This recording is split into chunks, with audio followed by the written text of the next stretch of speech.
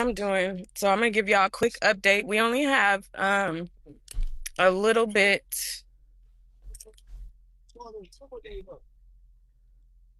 Why? I don't understand. Why are we crying? You want to be famous. So far there has been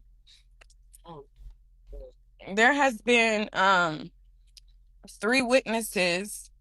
Um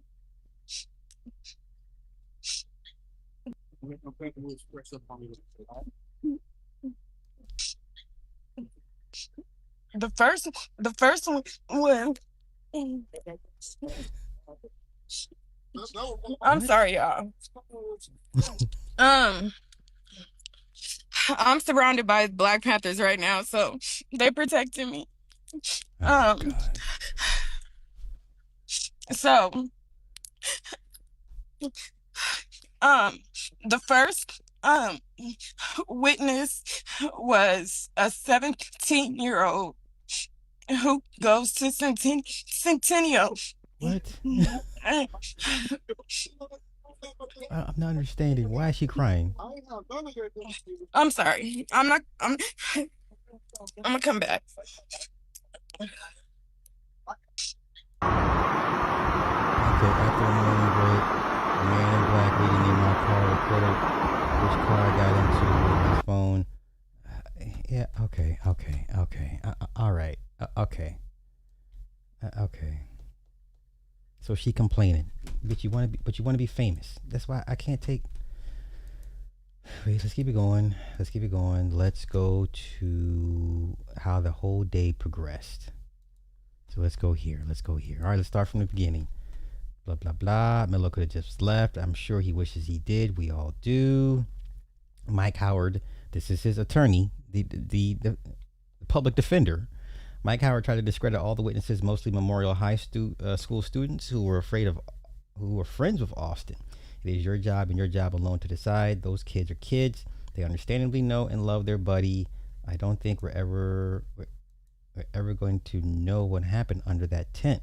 Even though they all agree it's self defense, this is America. We have a jury system, and I ask you to do your job. Blah, blah, blah. Prosecutor Bill Worski is speaking now. Why didn't he just walk away? He could have left the tent at any time. He didn't. He didn't abandon the encounter. The video tells a story supported by the eyewitnesses and corroborated by the defendant's actions and words. Worski pleads juror not to go with manslaughter. You don't even reach manslaughter unless all 12 of you acquit him of murder. We knew that wasn't going to happen. Okay, wait. Okay, let's continue. Okay. Okay, you heard from a bunch of 17 and 16-year-olds that it was provoking, that it was self-defense. But here's the thing, ladies and gentlemen, we have a jury system for us. It's your job. Okay.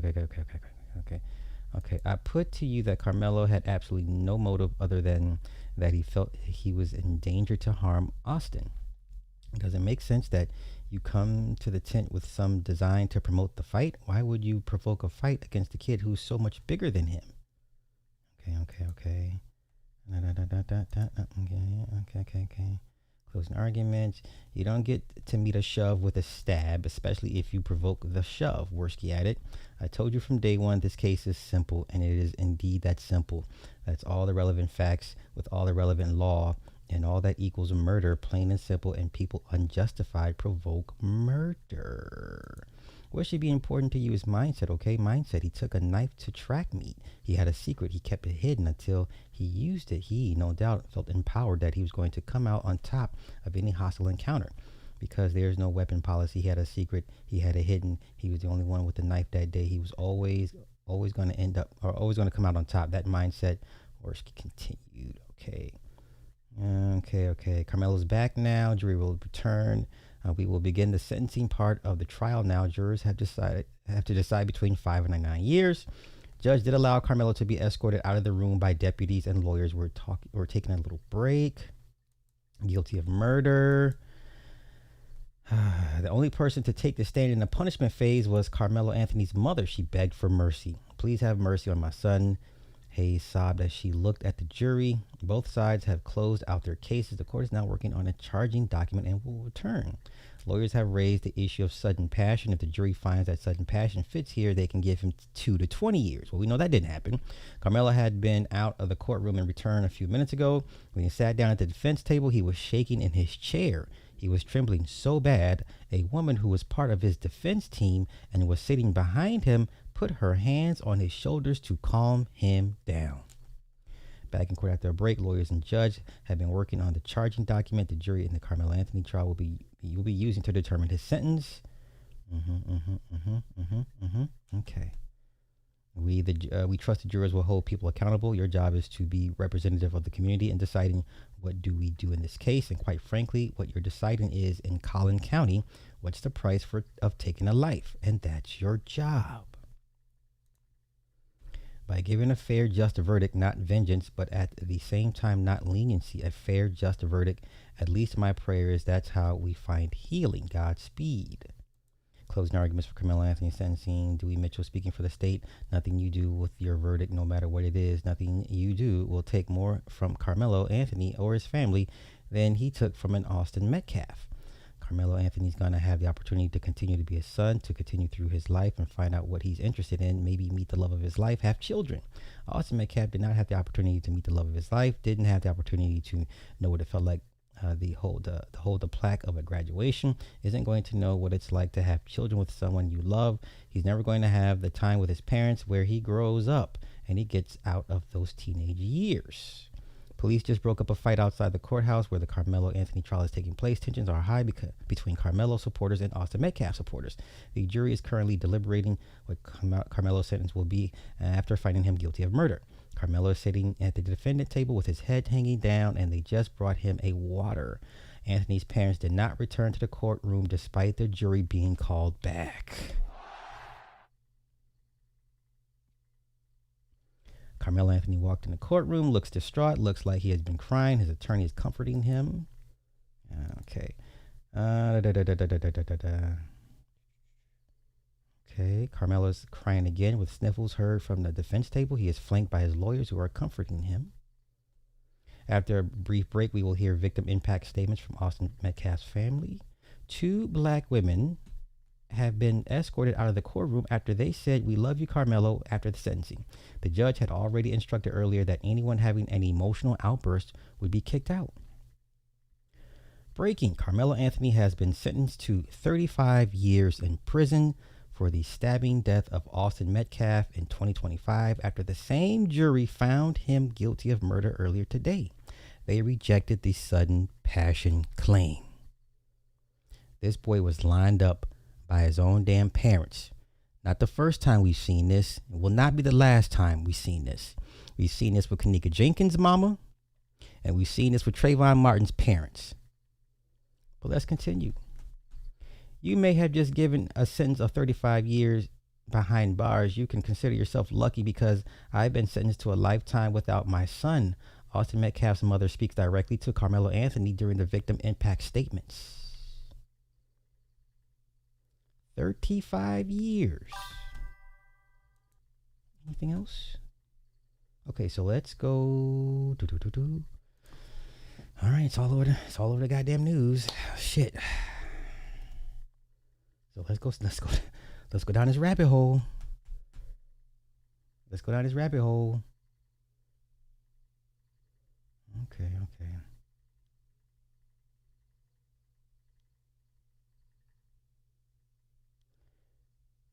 Okay, the mother of 19-year-old Karmelo went live. This is not his mother. Why would they do that?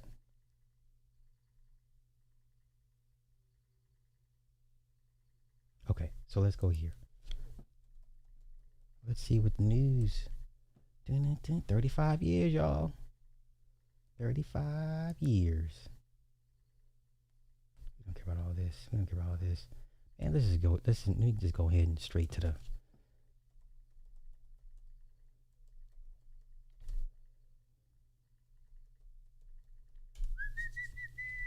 35 years. He can be out in parole in 17 and a half. Once again, I would never do time. I would choose not to do time in a Texas prison. I would If I had to choose between Texas and California, give me California all day.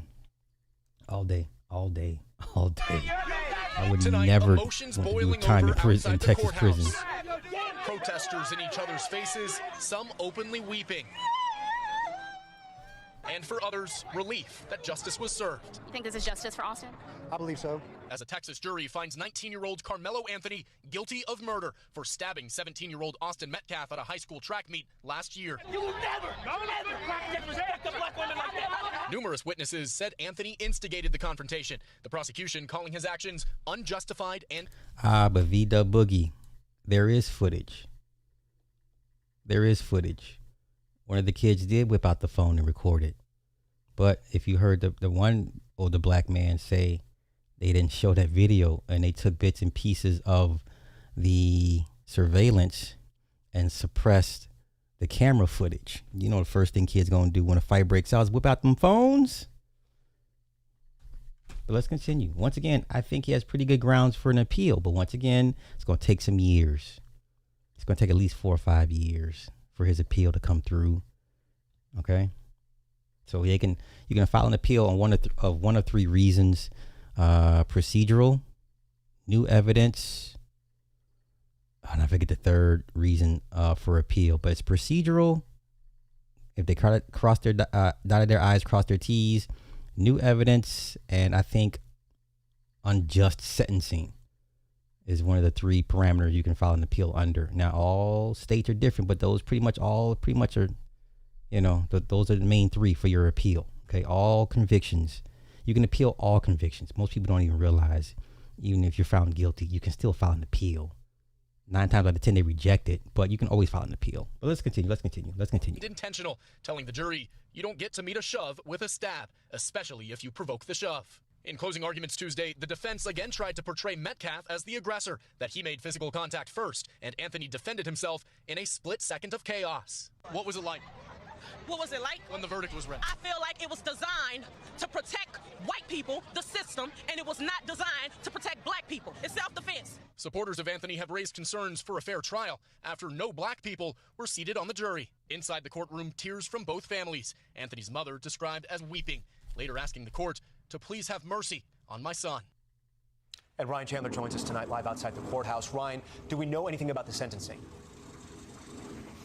Well, Tom, we can tell you that Anthony was in tears as the jury left to decide his fate. He faces up to 99 years. Okay, so this is a little bit behind, but they gave him 35 years.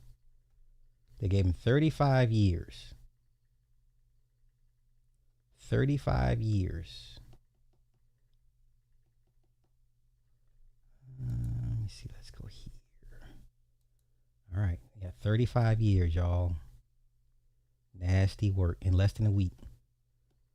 Yep. His own, you know, the help of his parents and the public defender packed this young man up to the meat grinder. 35 years. Okay. The dad says, Metcalf's dad, since the day he first grabbed my finger, he had my heart with it. Okay. With the gag order, I can't defend myself when people want to tear down my son's memory. That time is over. I said from day one, this was never about race. It's about right and wrong. We're all humans. We all bleed the same color. You will face those consequences starting today. You failed your parents, yourself, and society. You don't belong in this community. You can't look me in the eyes, but you can stab my effing son. Well, your son, I bet he won't mess with nobody else. I mean, I'm just saying. Now, I only have videos and memories of his laugh. That's the mama talking. The auntie spoke. What the auntie say? The impact of his death is permanent. We will never know what he could have been. Why could you not have just left? Y'all pay attention? Why could you not have just left? Why did your nephews have to provoke people? Reporters will move to other stories for our family. This is not a story. It is a reality forever. You see how, why can't you just move out the way? Why do you have to be here? Your very presence irritates these people. Okay? All right? Your very presence irritates these people. All right. people got arrested. Okay. They ordered dinner while continuing deliberations. That's nasty work. Okay. 35 years, y'all. 35 years. 35 years. With AI. Yeah, white folk logic. You know what I'm saying? I'm not trying to add to this, but come on, man. Why did your nephews go accost this young man? The jury unanimously has determined that Karmelo Anthony committed murder to Austin Metcalf in April of 2025. Now, in the state of Texas, it is not first-degree murder, second-degree murder. It is murder, first-degree felony. This is the highest count of murder that they have. And the penalty for this is 5 years to 99 years. This is an 18-year-old former high school student last year. And according to Texas law, the jury had to look at several theories: that he intentionally and knowingly caused the death, or that he committed a serious bodily act that was dangerous, and that then caused the death. And the facts surrounding this are that they were two track team members, and Karmelo Anthony was under the tent of National High School, where the victim, Austin Metcalf, was standing along with his teammates and others. And it went to a point where Austin, Hey, let me just say this to y'all. Hold up. Black people, stop arguing with white folk in the comments. Stop going to Twitter and Facebook. Why are you arguing with these people? Why? Save yourself mental anguish. Protect your peace of mind. Stop arguing with people. These people. And I'll show you why. Told him, "Can you get out of our team tent?" And he said, "Touch me. You'll find out." Austin Metcalf touched him, according to the arrest report and trial testimony. And then the Karmelo Anthony said, "Well, push me. See what happens then." And he pushed him.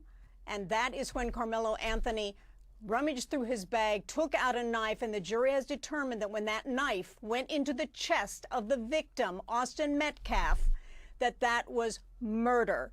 And so in Texas, the penalty phase normally happens very shortly after there is a verdict. I'm okay, licensed. So we know what they gave him. Now let me just show y'all why you don't argue with these people. I'll use myself as an example, right? I'll use myself as an example. I beg you, my people, and just people in general, stop arguing with people that hold a certain type of logic that makes no sense and with common decency. You understand? Let me go through all these comments. Where are all the comments at? Where are all the comments at? Please stop arguing with these people.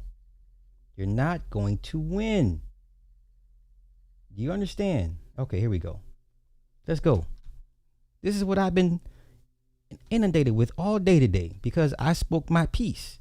This is what happens when you have an opinion that differs from the cult or the sheep, right? Let's go here.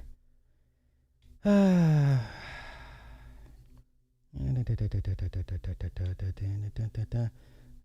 well, let me see. Okay, wait. Okay, some of y'all. Okay. He shouldn't have done it. Okay, fair enough. Well, he took a life, so it's just that he suffers a bit. Okay, if there's leaked footage, they will lead to an acquittal due to prosecutorial misconduct. Let them be punished severely.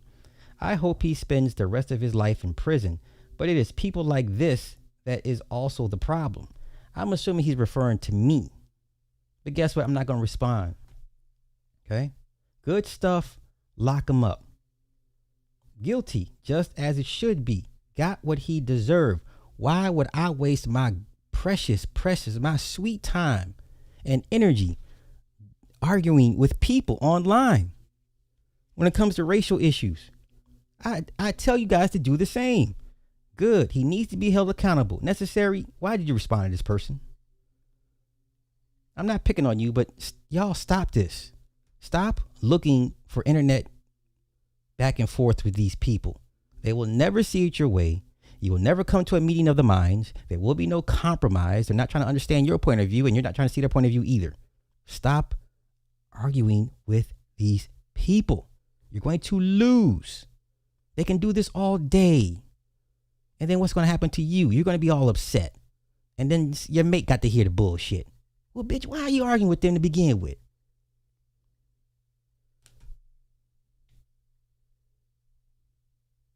The young man got exactly what he deserved for taking the life of another young man needlessly. One time the courts got it correct. Now they should hand him the death penalty. Life in prison. Lethal injection. Feared. Are you joking? Yes, a just verdict. Get over it. Why in good God name? Why would I waste my time with this? Why are y'all wasting y'all time with this? Sadly, nah. Gladly. He deservedly found guilty because he is guilty. Okay. Look at it. I don't fear anything. Y'all were wild in thinking he was innocent. The goal is to make up a story so you can possibly beat the case. That means lie intentionally. Necessary. Why are you stubborn? You hard-headed. So here we go again. Tough guy Karmelo better watch his back in prison. The Aryan Brotherhood probably already have the hit out on him. And he going that crazy ass. Oh, child, y'all gonna learn. Some of y'all hard-headed. Okay, let's see.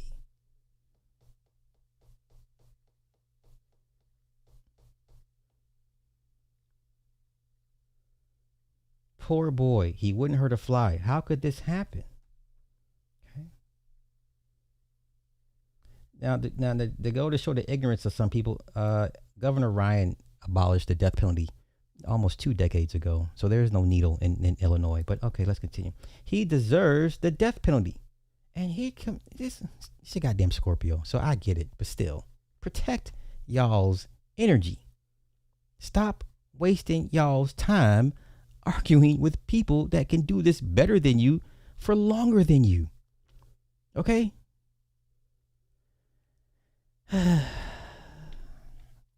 Wrong again. You keep taking L's. He won't get out, and if he appeals, he won't get out either. Stop. He's done. Y'all look crazy arguing with these people. They don't look crazy because they are. You look crazier for arguing with them. There's nothing to debate. Why y'all keep doing this to yourselves?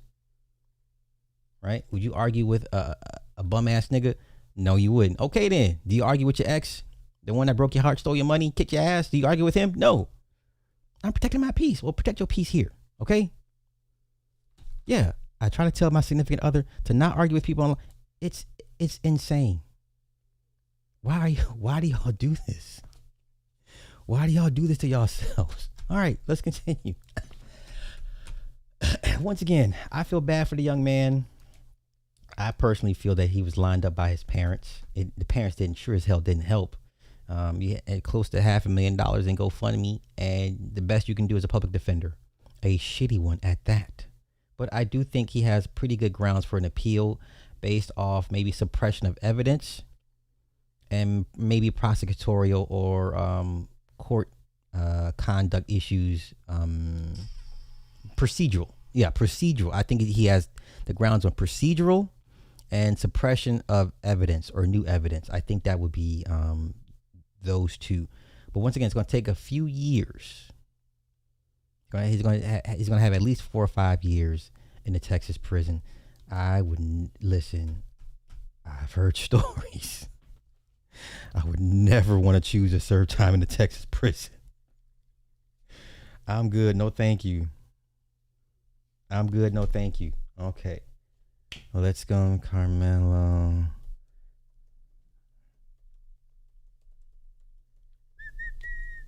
So what happens to Karmelo now? Okay. So clearly he's been transferred back to jail, and they're gonna work up his, well, they say charging document is his file. He's gonna have to go see a psychiatrist, and they're gonna have to gauge his mental state. There's a point system. Now, 35 years, I believe, for a first timer is extremely excessive. I think that's extremely excessive for a first timer no criminal history. That's a lot. That's a lot. That's a lot. 5 years is the sentence, not under passion. 35-year sentence for Karmelo Anthony, eligible for parole after serving half of that time. A black woman, like, that's So, too much. That's overkill. There's the sentence. What's your reaction? There's the sentence. Wow. Again, I'm coming from a unique perspective. I was a prosecutor. I have prosecuted people that have killed people, that have harmed children, that have harmed babies. I have defended people that have killed multiple people. I have a death penalty case that I'm a part of right now. Well, let me stop here. Let me acknowledge this super chat. Bray J, thank you for the 10. Stop arguing debate with these mentally unstable KKK per capita punks. Hate when their white women sits on black soul pole, Jesus. Faceless, no content, having incels. Please stop arguing with these people. It's not going to end well for you. Let's go. And I will tell you, in my 17 years, I think these set of facts, a jury coming to the conclusion that 35 years in prison is an appropriate sentence, is quite incredible. It's quite incredible. I'm slightly blown away. I will tell you that it's important that we always remember here in Texas that you have a range of punishment. The range of punishment for a murder conviction is anywhere from 5 years to 99 years or life. And regardless of the sentence that you receive, in the state of Texas, you are required to serve half of your sentence or 30 years, whichever is less. Mm-hmm. So in this particular instance, he's sentenced to 35 years. Before he becomes eligible for parole, he will have to serve half of that sentence. What is that, 16 and a half years, 17 and a half 17 years? 17. And that may very well have been the age. Also, he gets no jail credit because he was out on bond fighting this case. The good attorneys will tell you, I can fight your case better with you on the street than you locked up. But sometimes, depending on the crime, sometimes it helps to also do a couple months and rack up some good credit time and then bail out. I'll take myself as an example. My attorney said, hey, let's not bail out right now. Go ahead and stay in for a couple of months, make it look good, and and rack up some good credit time. He has no good credit time. So had he been in this in jail this entire year, or he would have had a year and some change of good credit, probably would have been like 3 years worth of credit. So instead of 17, he'd have been facing parole in like 14, maybe 13. So there's different strategies when it comes to, should you bond out right away versus how long should you stay in jail to rack up some good credit time just in case you're found guilty. Okay, let's continue. Of Austin Metcalf when this happened in 2025. I think that 17. I think you're right about that, Sean. Absolutely. I'm actually surprised differently. I again felt like it was going to be longer. I just did, based on, I know Bill Worski was asking. What he called for. Yeah, he didn't give them a number. He didn't assign a number in his closing statements in the punishment phase, but he impressed on them that it should be lengthy, that it should be long, that we have to send a message of we're not going to tolerate senseless violence in our community. He talked to those jurors about them coming together as a community to do the right thing, to serve justice. He put on those jurors the idea that they were upholding the standard for the community. And so I thought it might be longer. I hope we get to hear from the jury foreman or one of the jurors at some point to know what they were thinking and what they went through in that moment. So I guess the word is now spreading to those outside of the courthouse. It does look like people are looking somber. They're looking very, very astonished. Those are some Are we leaving seeing the courtroom. Let me do this. Let's look up the average murder sentence length in Texas, and then we'll compare it statewide or nationwide as well. Average length. Oh shit, length of murder sentence in Texas. Okay, your average length of murder sentence in Texas. Oh shit, I misspelled it. Okay, nope, that's not giving me what I want. Okay, average sentence for murder. Okay. Okay, because the state has no formal of average sentence statistic for murder, the penalty is determined by the classification of the crime. Wow. So you can get little or a whole fucking lot.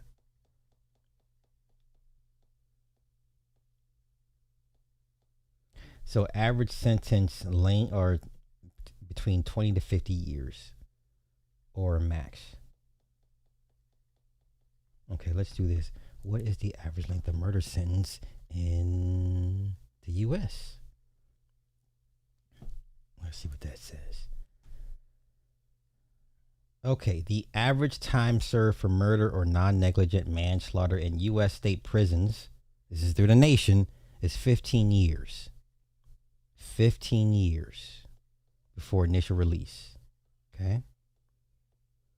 Let's see. Time served is highly localized with average state prison terms spanning as low as 2.5 years in North Dakota to as high as nearly 15 years in Mississippi and Michigan. Okay. And the gap between a court-imposed sentence and the actual time served is shaped by individual state penal codes, plea negotiations, and mandatory minimums. Okay. So let's go here. Now, according to the Bureau of Justice statistics, the median average time served for murder before initial release is 17.5 years. This young man got twice that in Texas. While the mean time served is roughly 15 years. Okay. All right, we're not doing the feds. Okay. So median time is 17.5. Mean time is 15 years. This young man got twice that. Twice that. I have no idea who those No. people are. I don't believe they're any active part of what we're experiencing here. This could very well be some media. Again, there are media from everywhere in McKinney for this. Yes. I mean, it hit obviously the national news. And I just want to make one comment about one of the things that jurors are instructed to do as it relates to assessing punishment. Obviously, it's a standard prosecution argument in punishment to say, this is our community, sort of don't. Let's go to the comments. Don't Let's see what the for comments senseless violence say. or whatever it is in our community. This is where we live and all that. Send a message. Of course, they're going to want them to file a civil suit against the young man to take whatever GoFundMe monies the parents have acquired. So I wouldn't be surprised if a civil suit gets filed against him and the family. Look at this. Should have been at least 50 years. That would have been 25 mandatory. 35 is very lenient. Don't argue with these people. So he gets out at 36 years old. Metcalf never coming home. Okay.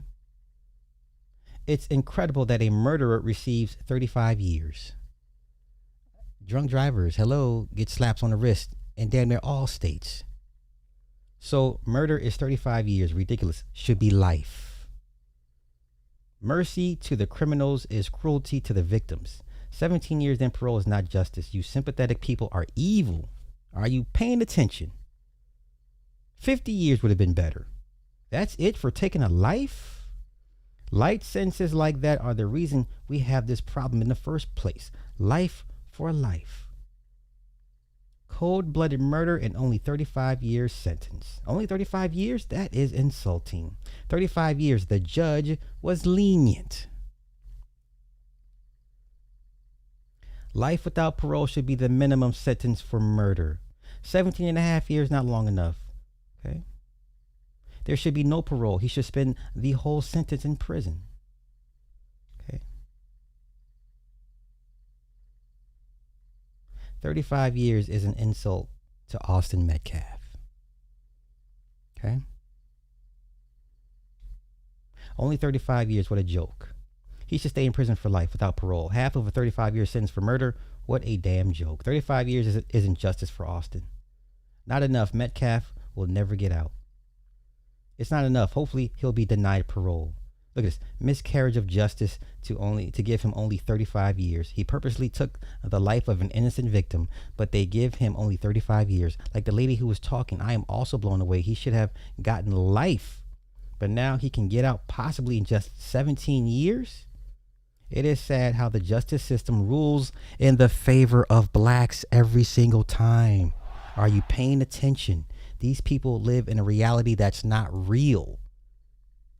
These are the same people that don't believe you exist in outer space. Okay? These are the same people that don't believe you should exist in Middle Earth. Okay? This person said, it is sad how the justice system rules in the favor of blacks every single time. Where is the justice for the Metcalf family? And you goofballs want to argue with these people online. Now, who's the dummy? Who's the real dummy?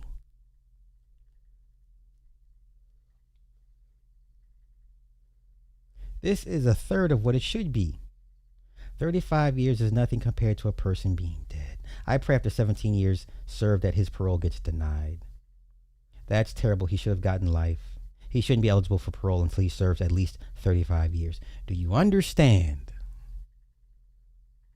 I'm not here to cause division. I'm just here to reveal what's really being said out here. I'm just disseminating information. Come on. The message to, this defendant and the, community at large. Some of y'all got black nephews, black male cousins, black sons,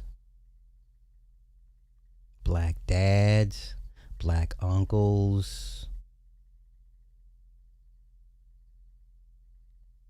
And when shit goes left for you, you call the black dads, you call the black uncles, you call the black nephews, you call the black cousins. When shit goes left, who do you call? It's normally a black man. Hopefully, this isn't the wake-up call some of y'all need when you have a family of black men and you like to, hopefully it causes you to move differently. All right? But it won't. Once again, we'll forget this shit in about 6 months, if that. But come on. And all that kind of stuff. And that's a standard prosecution argument. But the other thing that... You know what black people should have done? They should have lied to get on the jury. Why would I find him guilty? Let me tell you what Sly would have done. Sly would have answered every question and gave them the answer they wanted to hear. I'd have lied my ass to get on that jury, and I'd have blown that shit up. That's what you have to do if you want to ensure a fair and just legal system. Them black folk on the OJ case did it right. Oh, yeah. They deserved, yeah, I sure would find him guilty. Get your ass on the jury pool, then blow that bitch up. That's how you... That's working smart, not working hard. You people are idiots.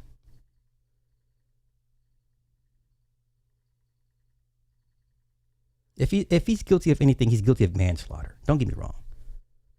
He's guilty of manslaughter for sure. Like if you take a life without trying to take a life, like even that's ecclesiastical. Like you took a life regardless. Worst case manslaughter, but nonetheless, you want to ensure your people gets a fair trial. Say whatever it takes. Matter of fact, learn how to answer the questions when you go for jury duty, when you show up to get screened for jury duty. Research and learn how to answer the questions that the prosecutor is looking for, that the DA is looking for. Learn how to infiltrate. Learn how to acclimate. And then you get on the jury pool and blow that bitch up. How hard is that? All this fussing and fighting. You want to argue with these motherfuckers online. You want to act a fool outside the courthouse. That's not doing nothing. Them black folks should say, hell yeah, I sure would have, Mr. Prosecutor. Yeah, that's what the law says. Hell yeah. Get your ass on there and blow that bitch up. Y'all don't know how to move in this world of white supremacy. Okay, but come on.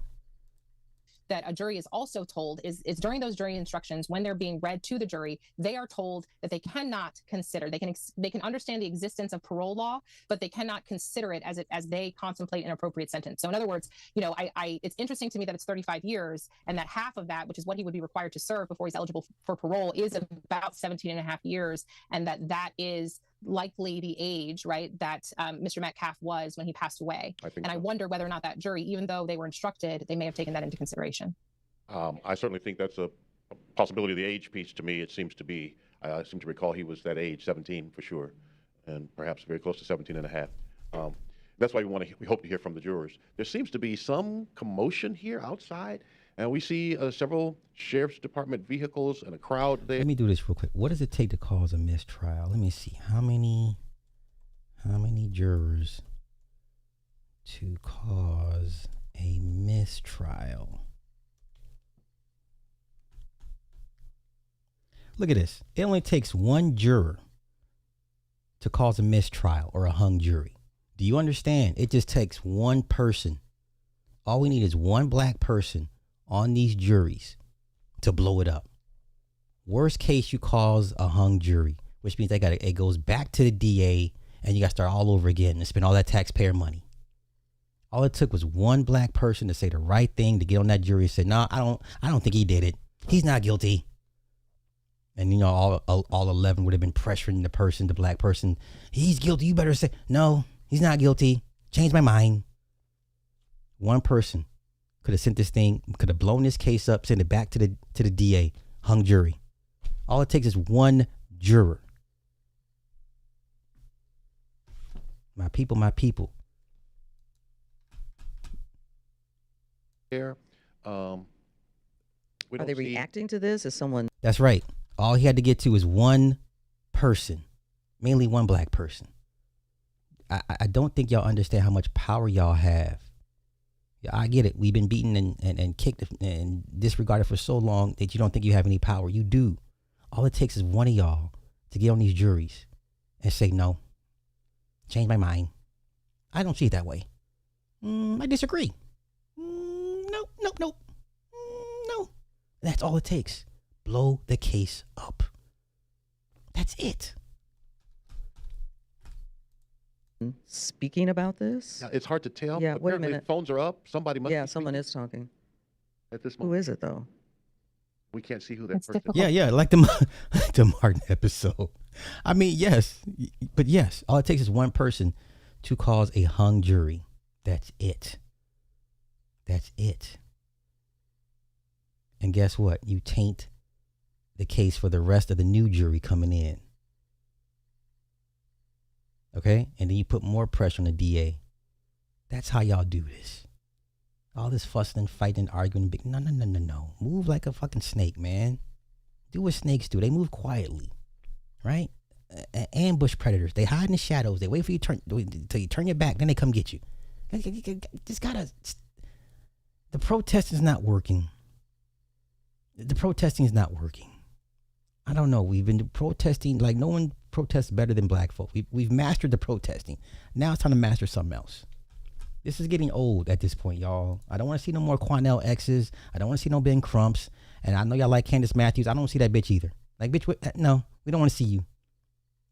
I want to see you behind the scenes. I shouldn't have to see you. Okay? White folk that make moves, we don't see them. We only hear about them after the fact. Because they're not on social media talking about, yeah, you see where I'm at. You see where I'm at. To see. These executing moments that happen with these kinds of as information.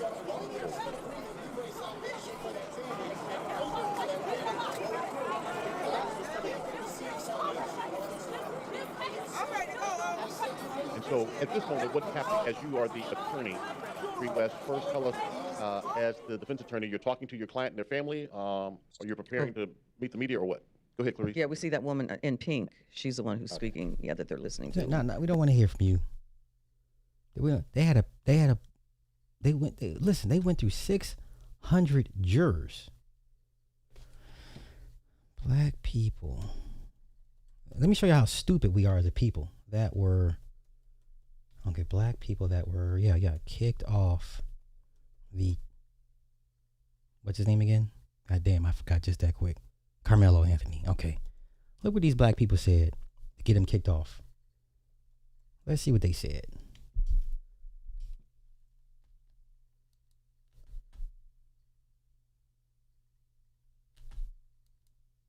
What did they? There's a couple black jurors they gave some stupid. Look at this. One, let me show you how stupid black people are. For real. One eligible black juror said that they'd have a hard time putting a brother in jail.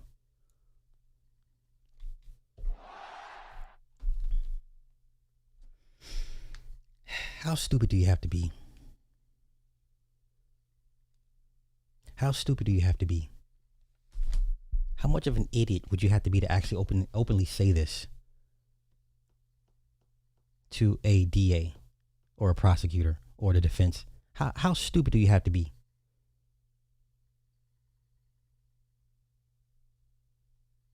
How?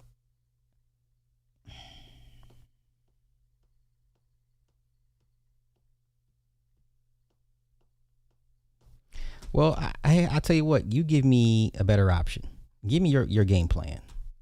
Until then, I stand confirmed. Okay? This brother said he'd have a hard time, but I would say, hell yeah, lock him up. Hey, that's what he gets. I would be Clayton Bigsby. I would be Clayton Bigsby till I made the final 12. I would be Clayton Bigsby until I got on the final 12. Then I blow that bitch up. Either I blow it up either during sentencing or I blow it up when it's time for a conviction. Because all it takes is one. The power of one. The power of one. Black people are just stupid. Recording. Okay. Oh, and I will say that I've seen her. She's been at the court a number of days. She certainly was there when I was there. So I don't know if she is someone that was one of the first ones to come out after the verdict was read and is perhaps delivering some of the information. But yes, Sean, as it relates. All right, so we got a verdict not too long ago in this Karmelo Anthony murder case, and I take no delight in saying that we were accurate with the prediction.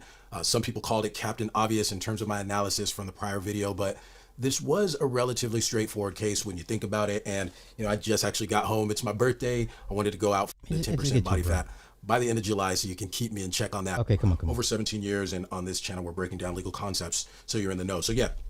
Karmelo Anthony verdict came down relatively quickly. We had closing arguments this morning, and the jury came back after not deliberating for that long, and that is not much of a surprise. I think they're obviously going to take the time to make sure that they get it right, but I think the decision was relatively easy for them to reach. And so that brings up something I wanted to talk about in terms of murder versus manslaughter, because it turned out that was one of the jury instructions that was ultimately requested. So let's go through his comments. Let's see if he gets bombarded. Okay.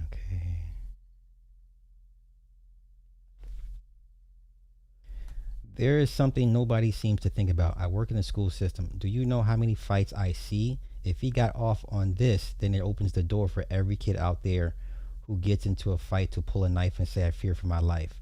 Our school will be burying a student. This is a bad take. This is fear mongering. Okay, this is fear mongering because we had the case with the white boy in Texas that carved up a Mexican in the bathroom like a goddamn turkey. White boy stabbed Mexican boy in bathroom. And I believe he beat that case, yeah? This is it? Listen, he caught that Mexican. The Mexican was bullying the white boy, right? White boy caught that Mexican in the bathroom and jugged him. Gave him the old San Quentin. Do you understand? Yeah, the Frisco, the white boy, the Frisco kid. So what did he end up getting? Let's see. Let's go back down this rabbit hole. Used to call witnesses this morning in the Karmelo Anthony murder trial as testimony focuses on what happened in the moments before and after Austin Metcalf was fatally stabbed. The first witness, a Centennial High School student. No, that's not it. What is this? Frisco. No, I want the white boy. Allison. Okay. Kason Tyler Allison.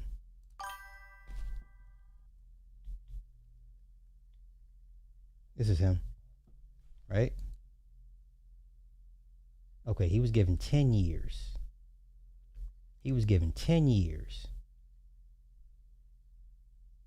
And he filed an appeal. Here we go. Let's see how his appeal turns out. All new at 10 tonight, the legal team for Kason Allison, the former Belton High School student convicted in the death of a fellow classmate, has filed an appeal. Allison was sentenced to 10 years in prison after being convicted of criminally negligent homicide.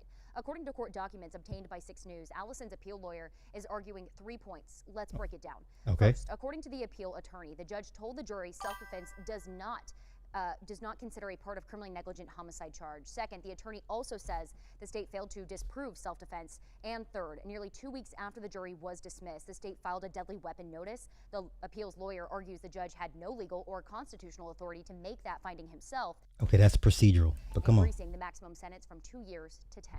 Wow. Allison's legal team is asking for an acquittal, a new trial, or a new sentencing hearing. Case in Allison is serving time. And I guarantee he gets one of those three.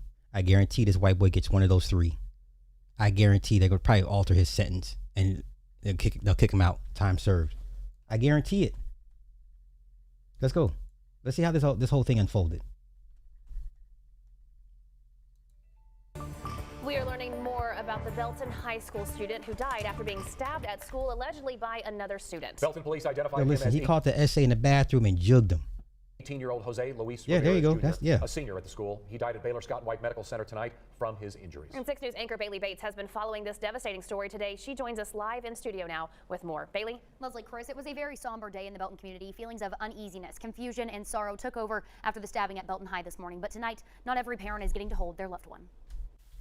A scary situation at Belton High School Tuesday when the school was put on lockdown for a reported stabbing. I'm in shock because I have an older son that graduated from here in 2018, and it's always been a great school. I'm in shock.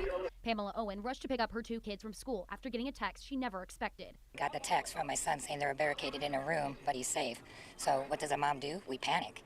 Belton ISD opened Tiger Field as a reunification center with hundreds of parents and guardians waiting in line to get their loved ones. I've been in crazier situations at school.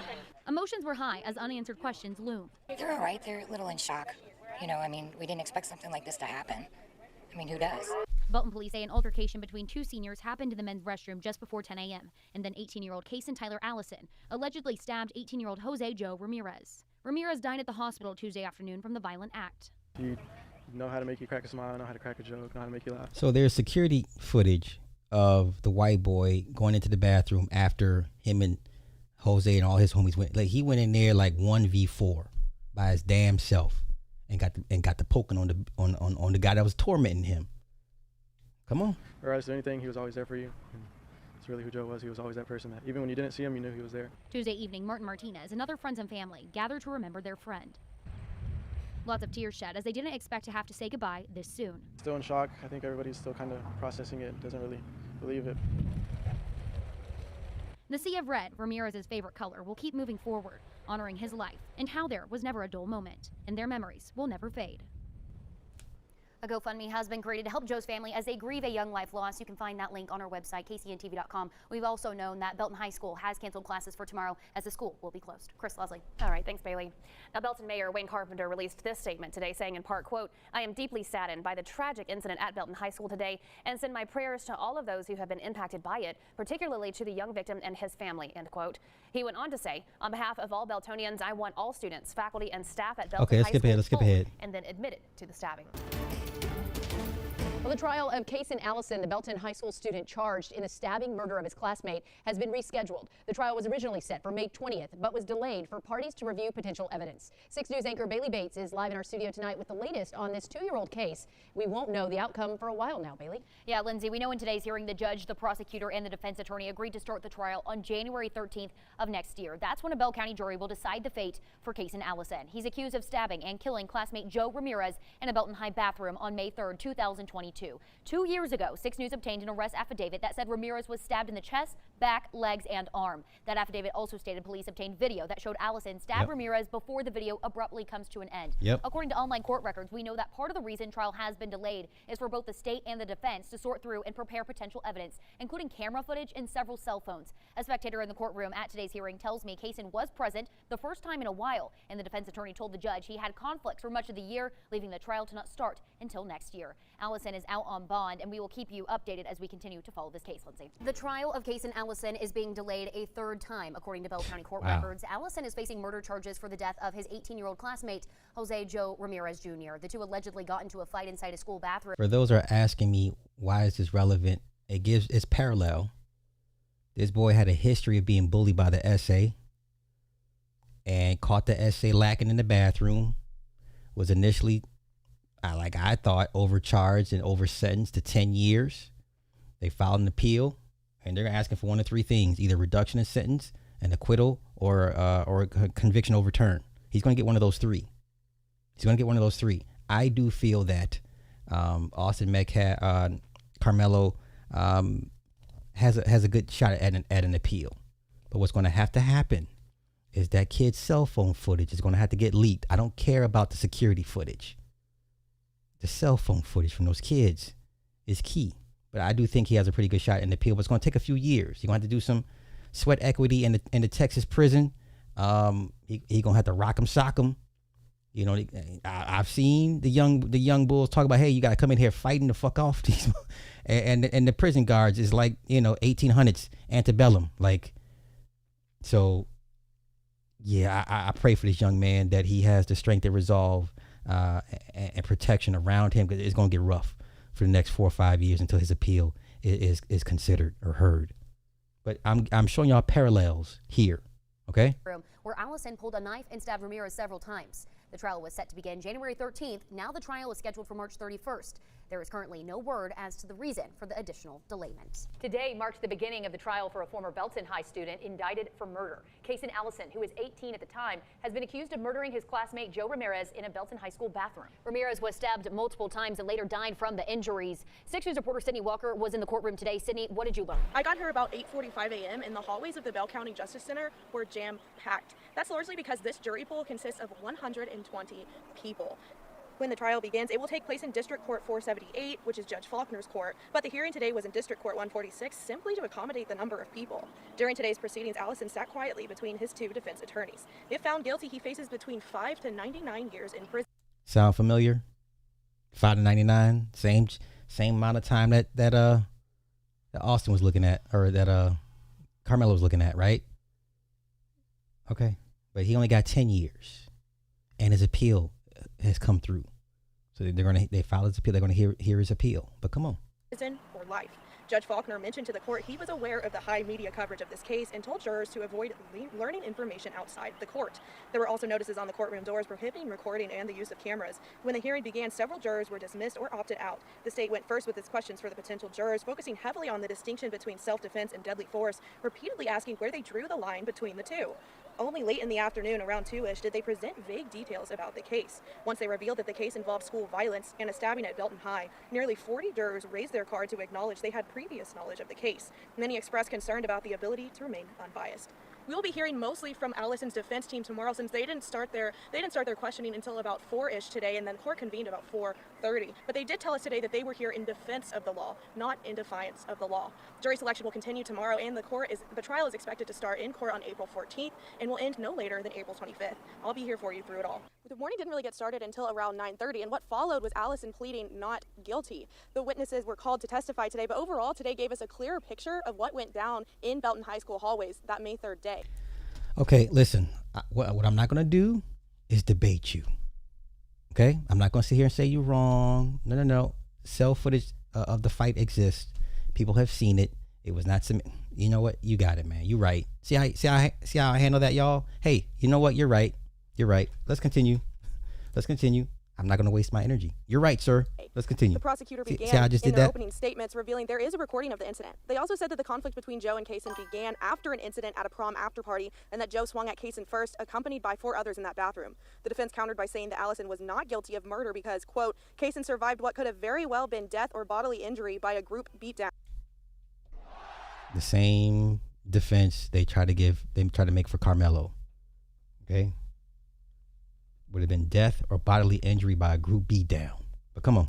The defense also made a motion to exclude photo and video evidence, which was denied by Judge Faulkner.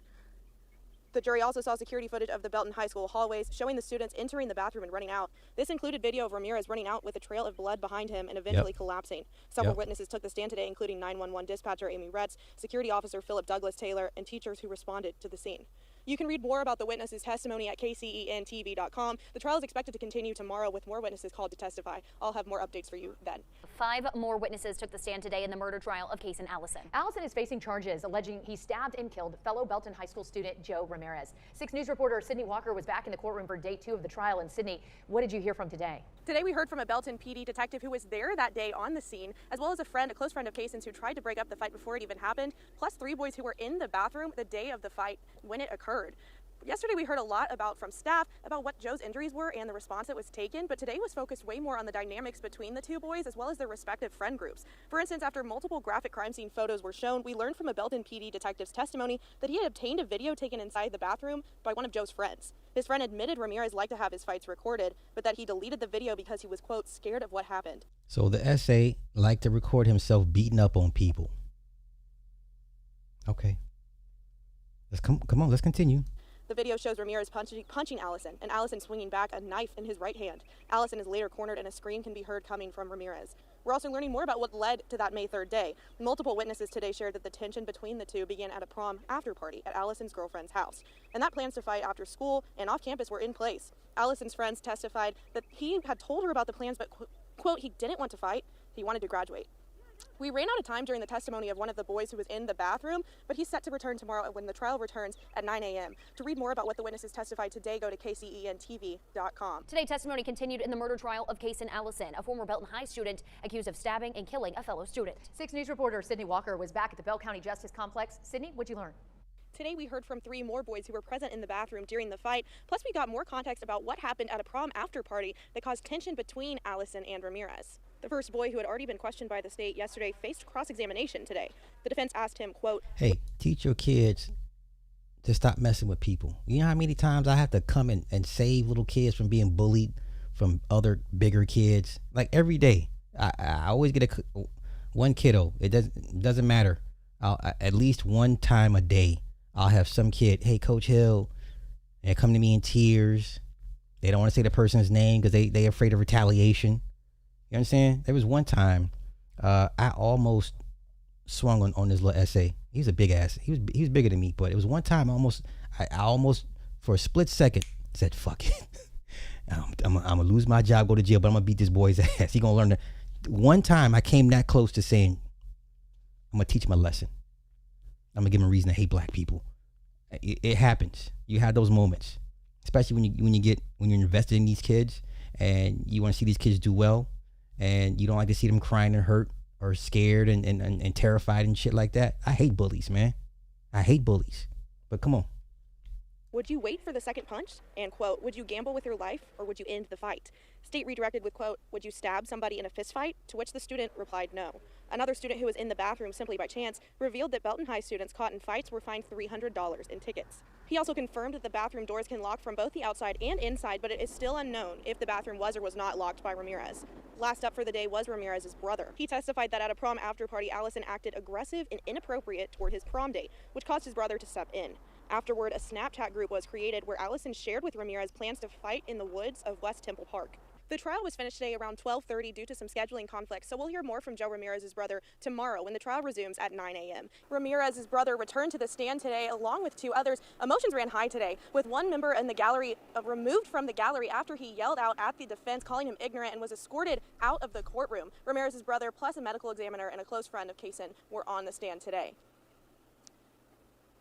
Today we learned Joe Ramirez had been previously arrested for assault when he was 18 and the victim was 17. He was brought to tears. Ramirez's brother was brought to tears when videos from that day were shown to him. The defense also asked if Ramirez was, quote, mad that Kason fought back, to which he replied, I'm mad that he killed my brother. Next up was a medical examiner who oversaw Ramirez's autopsy. He shared that their examination found 4 separate stab wounds on Ramirez's body. The examiner said that the cause of death was stabbing with homicide as the matter of death.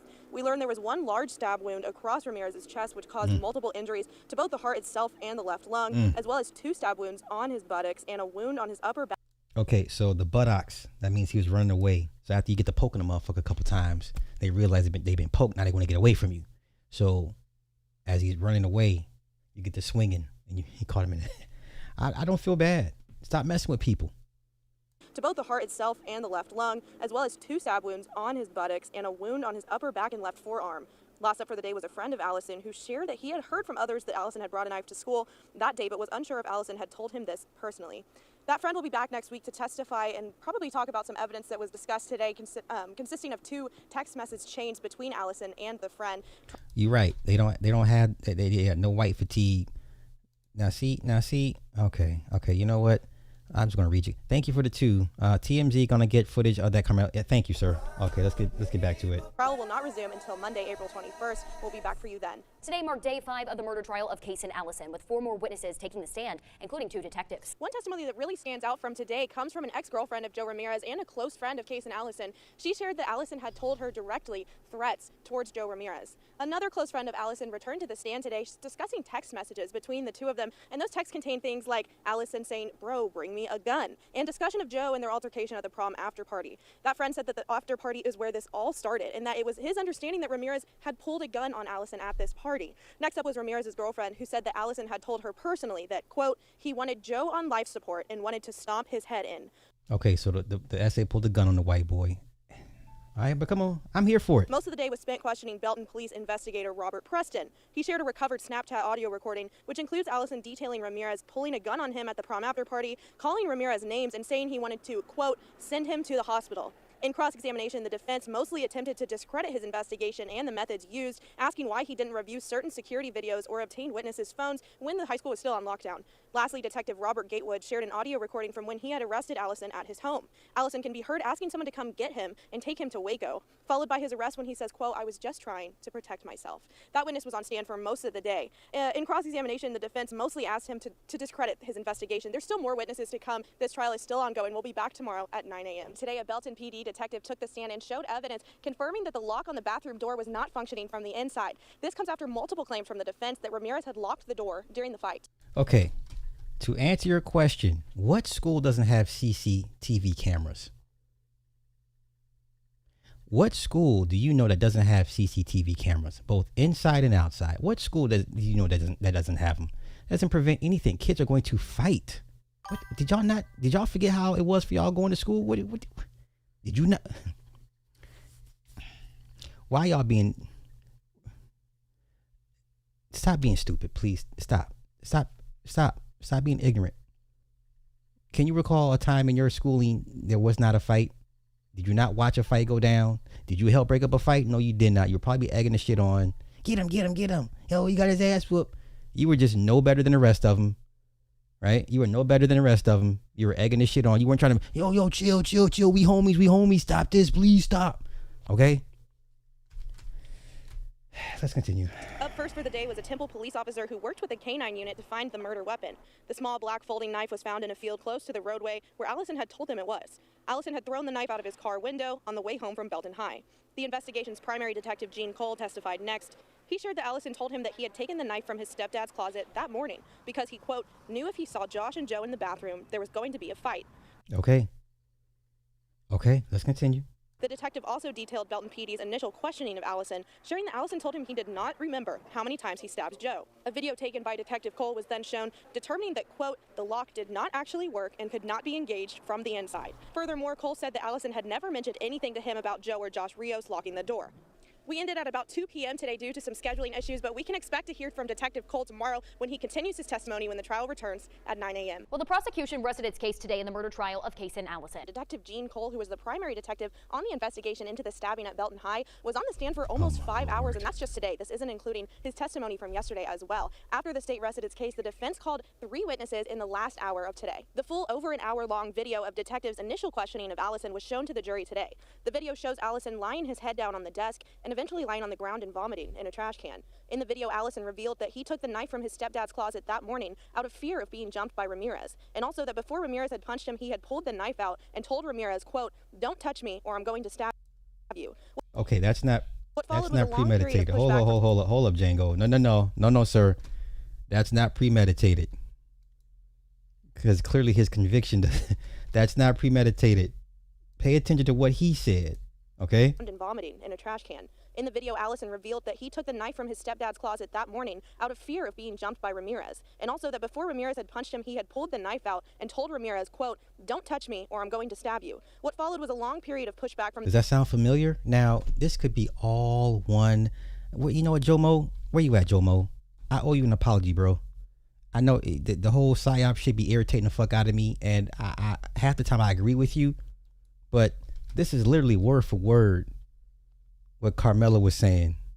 So this could be one giant PSYOP, y'all. This could be one giant production just to feed off the ignorance and hate from peasants.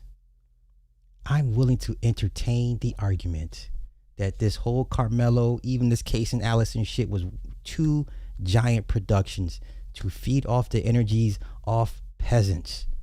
Jomo, I owe you an apology, sir. Please forgive me. I hear the word psyop too many times. I just get irritated. So please forgive me, sir. This is word for word, damn near what Karmelo was saying. Yes? Are you not entertained? Let's continue. The defense regarding the overall investigation. They asked why Allison was questioned even though he was visibly ill, why Allison was not Mirandized in a more serious matter, and why Cole did not view security footage previously. They also asked once again why phones were not collected at the scene before the lockdown was lifted. The prosecution rested their case just before 4 p.m., and the defense then called 3 witnesses. First was the doctor who treated Allison in the emergency department. He confirmed that Allison was given a CT scan to rule out serious head injuries like a brain bleed or skull fracture, and also confirmed his diagnosis of a closed head injury. Damn, sis. I totally forgot about that.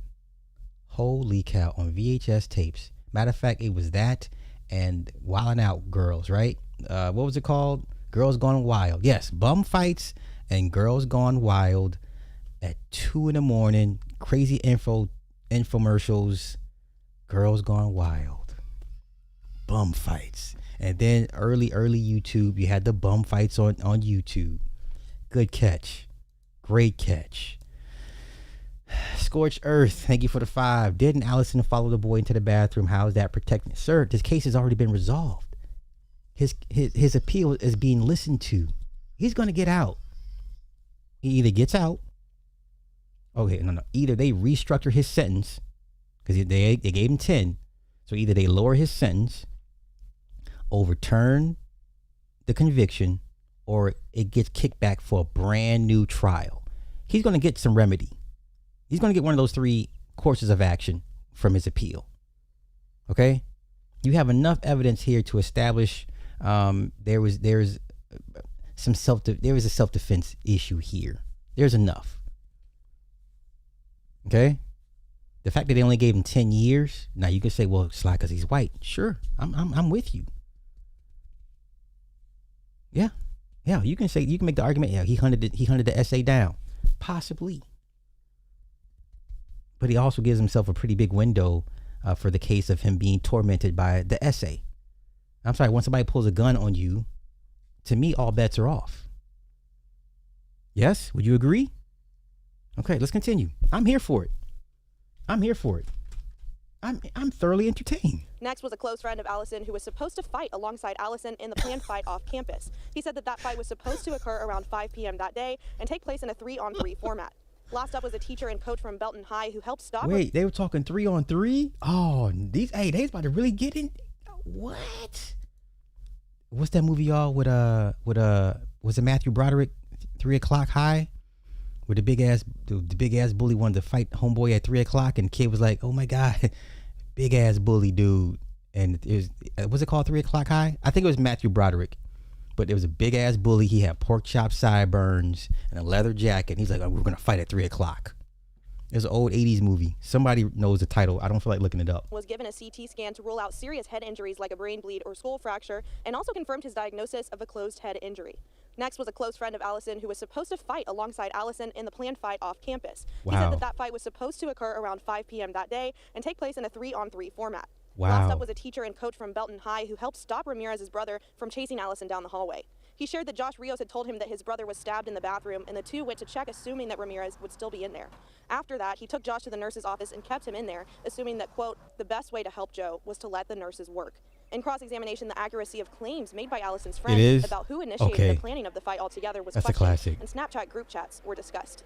We ended right at 5 p.m. today, but we'll be back at 9 a.m. tomorrow to hear the defense continue their case. Both the defense and the prosecution have now closed and rested their cases in the murder trial of Kason Allison. Allison is accused of stabbing classmate Joe Ramirez nearly 3 years ago. 6 News reporter Sydney Walker has been in This case took 3 years. Karmelo's case, 8 months? 10 months? the courtroom since the trial started. So, Sydney, what happens now? Yeah, both sides have rested, but they got a lot done. In the past 2 weeks, we've heard from over 30 witnesses. 5 of them took the stand today, including one familiar face. A friend of Allison shared today that he saw someone pull a gun on Allison at the prom after party, but it was not Ramirez. After that, a person testified that they had been jumped by Ramirez in the past. Okay, see once again, you have there's a cycle here. There's a pattern of bullying people. Listen, you're gonna have a hard time making people feel bad for bullies, especially if they have a history of doing it to other people as well. Okay. The only thing here with the Austin Metcalf is we don't have a real history of him bullying people, but nonetheless, I'm sure there's people out there that just they won't come out and say it though. Okay, but come on. Later, Belton PD Captain Richard Spurgeon testified that he got a statement from Josh Rios at the hospital that day, but Rios had not been very, quote, forthcoming. He also said that they had been made aware friends of Ramirez had been seeking retribution that day. When Rios returned to the stand, the defense listed things that he failed to tell law enforcement the first time. Rios said that he was going through a lot of emotions when he was questioned by Spurgeon at the hospital and said his brother's life was the main thing on his mind at the time. Last up for the day was Allison's mom, who shared 2 photos of Allison she had taken when he had arrived home that day on the incident, showing blood on his face and a busted lip. After both sides closed, the jury was excused until Monday morning at 9 a.m. That will give the judge and the counsel some time to discuss the charges and finalize them. When the jury returns, we'll hear that official charge and also those closing Super charges. on code. Well, following a conference with the judge and jury today, the court has decided on a final charge for Kaysen Allison. We're waiting to hear back from the court on what that charge is. 6 News was at the court during initial discussions this morning. We know the judge has instructed the jury to consider charging Allison with murder, manslaughter, or criminally negligent homicide.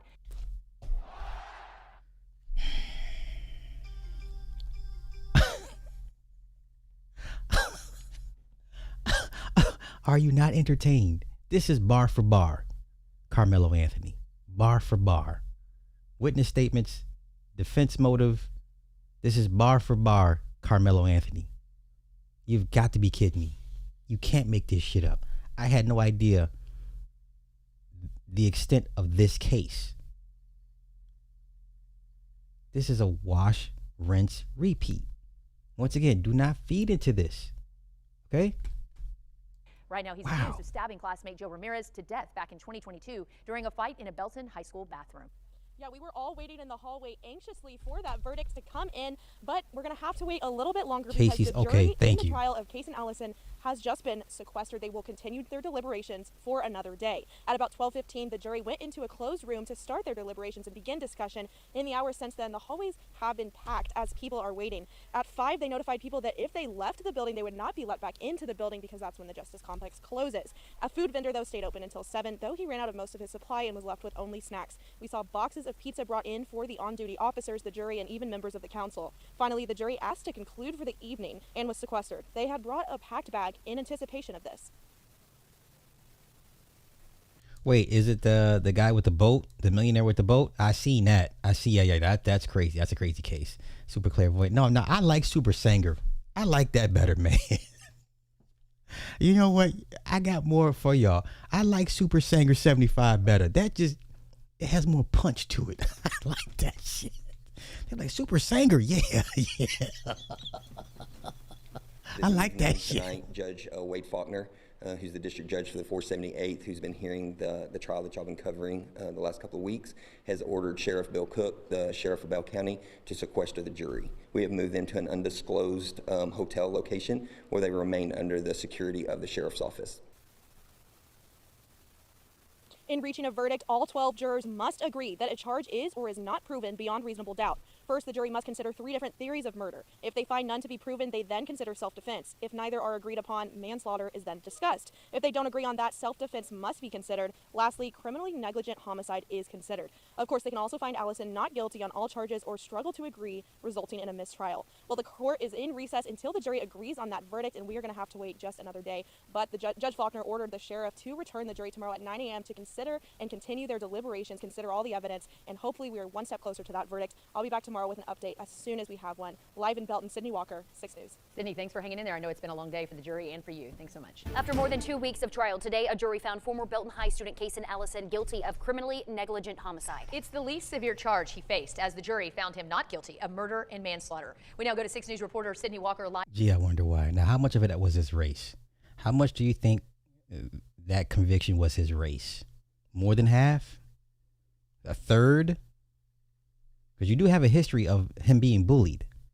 But, you know. At the Bell County Justice Complex. Sydney, how was it today? And the jury finally came back with their verdict today at about 10:45 a.m. This comes after they heard from over 20 witnesses, viewed, heard, saw all of the above, all sorts of evidence that led them to believe that Kason Allison had acted criminally negligent, resulting in the death of Joe Ramirez almost 3 years ago today in that Belton High bathroom. Based on the verdict, the 12 members of the jury believed that the state proved beyond a reasonable doubt that Allison had acted criminally negligent, resulting in the death of Joe Ramirez. After Allison was found guilty, his defense attorney, Zach Boyd, asked the judge if Allison's ankle monitor could be removed. The state objected to this and asked Faulkner to find his bond insufficient. The judge denied both of these requests. Allison faces anywhere from 6 months to 2 years in prison, but we will have to wait until June 16th for that sentencing. When news of a verdict came in, people piled into the courtroom, anxiously awaiting, some even already crying. Allison's defense team acknowledged the high emotions in this case.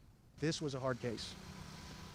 And Super Metcalf. nobody should ever outlive their child. Oh no, oh no. No human being should have their child die in a violent way. And I'm so sorry for their loss. And the Allison family is so sorry for their loss, because there is no good outcome to this. When news of a verdict came in, people piled into the courtroom, anxiously awaiting. Before the verdict was read, Judge Faulkner reminded everyone that the court would not allow any verbal outbursts. What you're not going to see, definitely not going to see no racial slurs being hurled back and forth between whites and Mexicans. It may get tense, but you're not going to see not all that. Disrespect, or standing out of seats, regardless of what verdict was read. The jury had been deliberating from 12:15 p.m. last night to about 9 p.m. last night, when they then requested to be sequestered. Before the verdict was read, Judge Faulkner reminded everyone about the rules of the court, like I said earlier, and the jury had been deliberating from 12. Okay, can we take a moment to appreciate her outfit? She looks good in this outfit. I like this outfit. I like this outfit on her. She looks good right here. Okay, let's continue. 15 to about 9 p.m. last night when they requested to be sequestered, but they came back at 9 a.m. today, discussed for about 2 hours, and then arrived at that verdict when they found out that Allison was accused and found guilty of criminal negligence. So, yes. All right, thanks so much, Sydney. Well, the verdict comes as a pivotal moment in a case that has drawn intense scrutiny since the fatal stabbing at Belton High School in 2022. The jury had 4 different options under Texas homicide law: acquittal, murder, manslaughter, or criminally negligent homicide. They chose the least severe of the criminal options, rejecting the state's allegations that Allison intended to kill Ramirez. 6 News reporter Juliana Jackson has more on the legal implications of this verdict. Juliana? It's important to break down the legal differences between these charges. Murder requires intent to kill or cause serious bodily injury. Manslaughter involves recklessly causing death, and while criminally negligent homicide is when someone causes death by taking a substantial and unjustifiable risk that results in death. Often one of those cases that we refer to as splitting the baby. There were likely people on both sides of the fence. They were given many options. Self-defense played a pivotal role in the Kason Allison trial. The defendant say, yes, I committed the offense. However, I was justified in doing so. Yeah. So that completely shifts the narrative of the case. We don't have a defendant saying, it wasn't me, I didn't do it. I think if we had a history of Austin harassing and beating up Karmelo, I think the case would have gone a little bit more in his favor if you believe this was a real case, and if you believe this kid had a real shot at a self-defense cause. Okay, but we don't have a history of Austin beating up Karmelo. We have a history here of the SA going after the white boy multiple times. But let's continue. The jury's verdict suggests that they believed Allison's actions went beyond what a reasonable person would consider necessary self-defense, but did not find he intended to kill Ramirez or acted with conscious disregard for human life. Criminally negligent homicide punishment ranges typically from 180 days to 2 years in a state jail facility. However, there's one factor that could alter Allison's sentence. If there is an affirmative finding of a deadly weapon, the judge cannot give the defendant probation. So whether or not there is a deadly weapon finding in this case is critically important. Even though a knife was used in this case, an affirmative finding of a deadly weapon is not automatic. It must be specifically found by either the jury or the judge. Very interesting. Allison has chosen to have Judge Faulkner determine his sentence rather than the jury. Legal analyst Liz Mitchell says this could be a strategic decision. We have a defendant who has never been involved in the criminal justice system. Imagine, what are the odds, right? Okay, come on. He is basically set up for a successful life.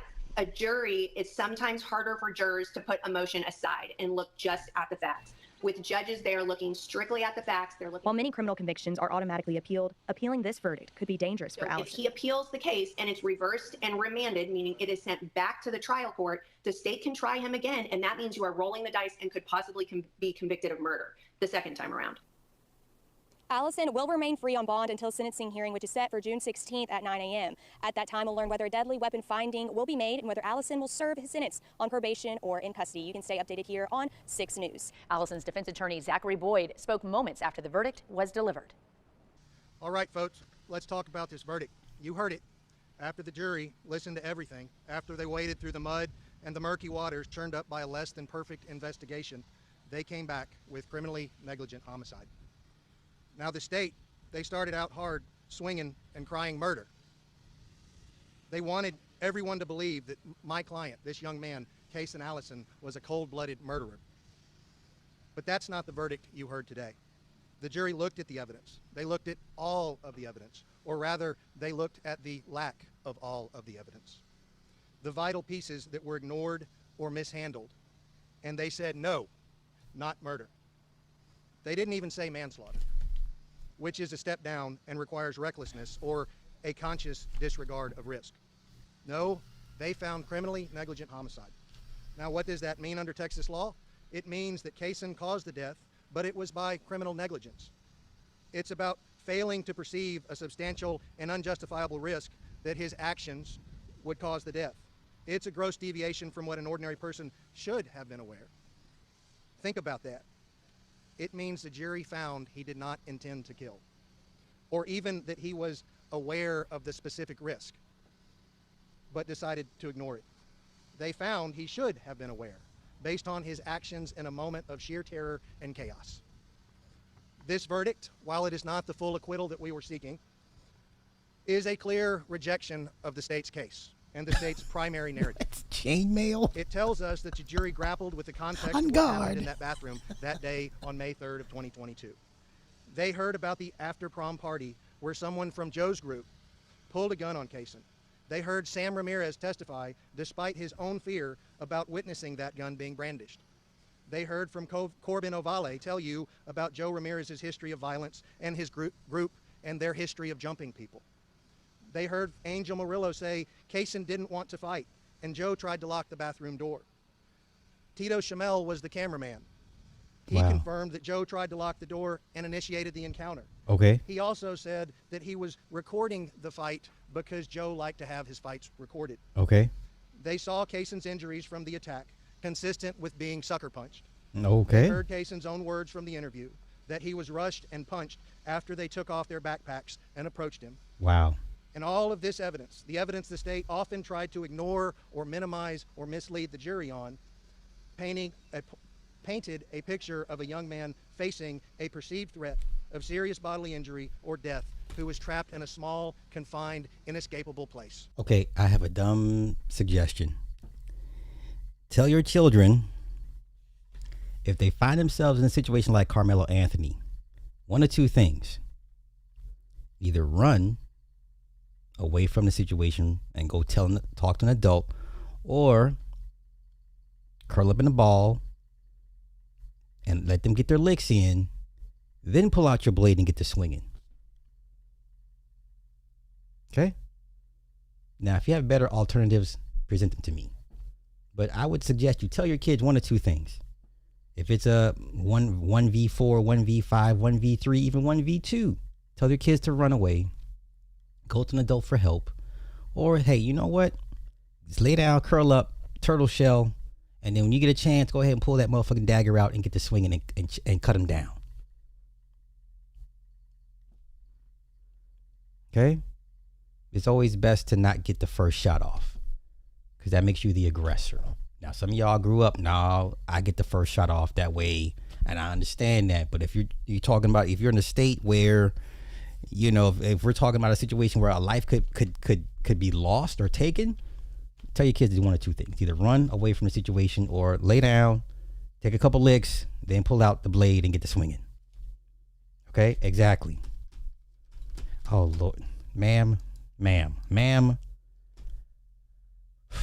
Why am I not surprised that you would say that?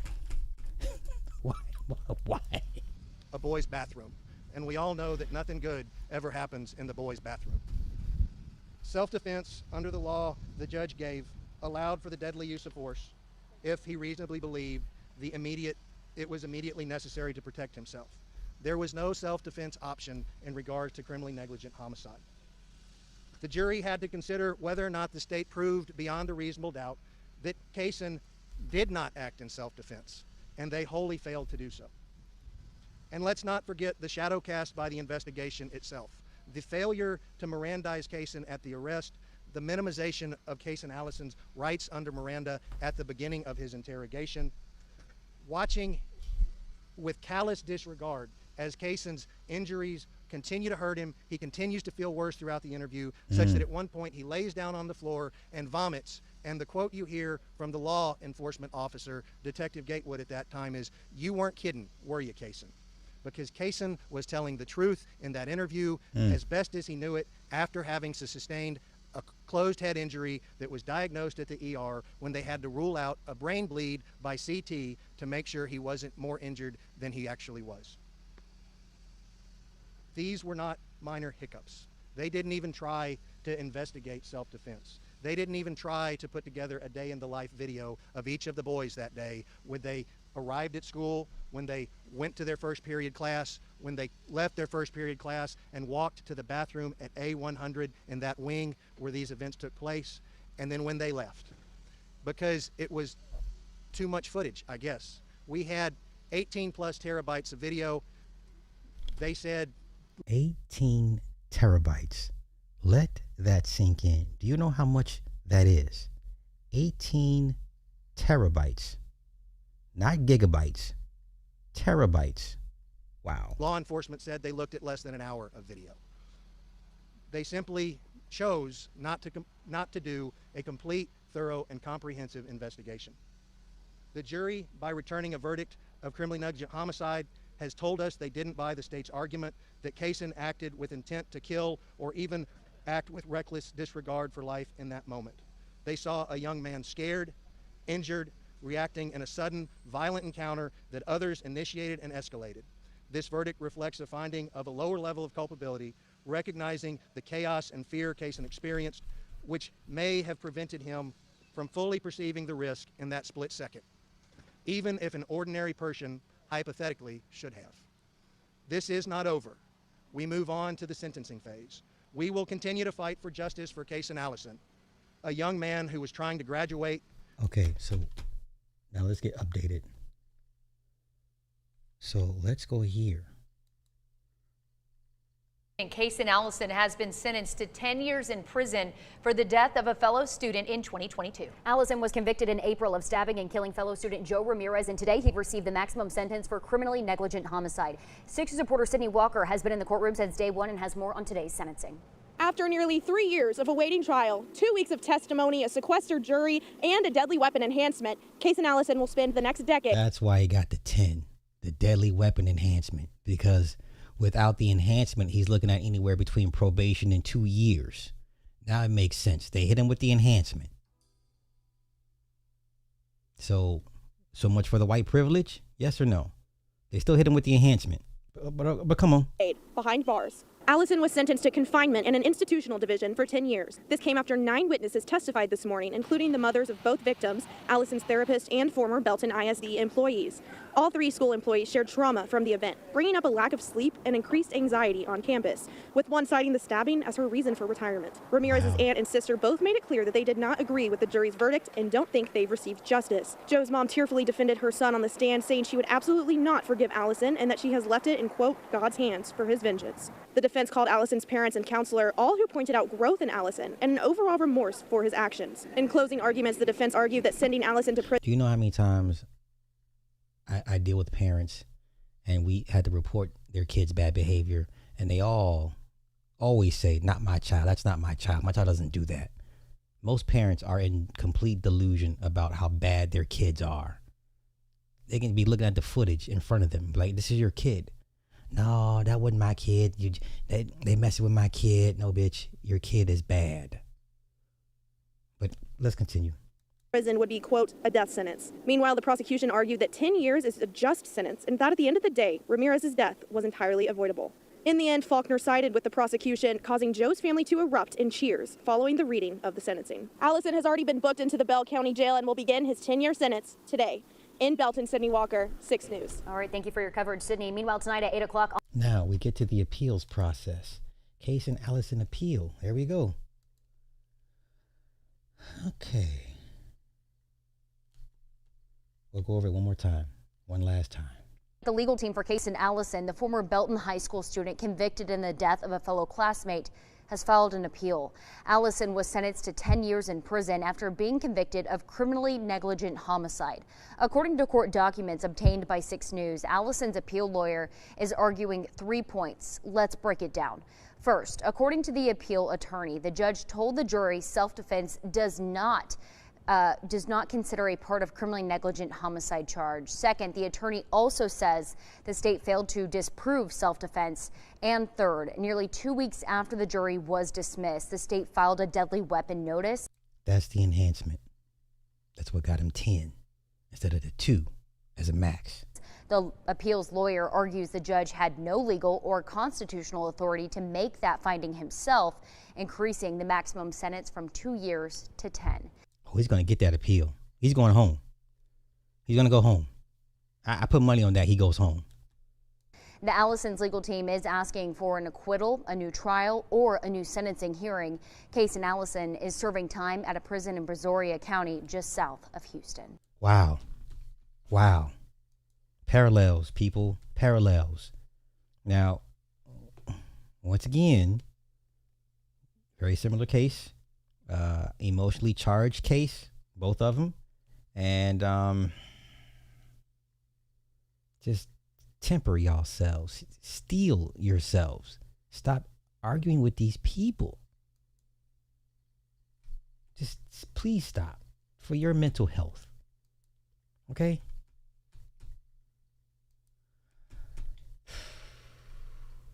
Okay, let me see. Anything else?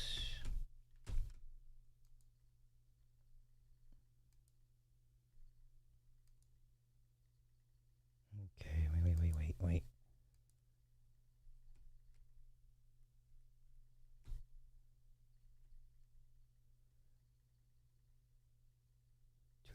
We're still bugging over the case. All right, 35 years.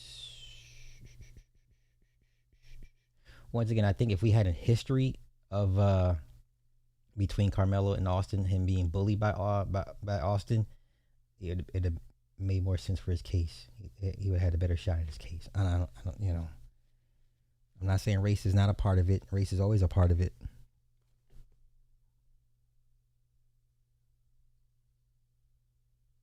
But this here, this ain't gonna work. Y'all gotta stop this.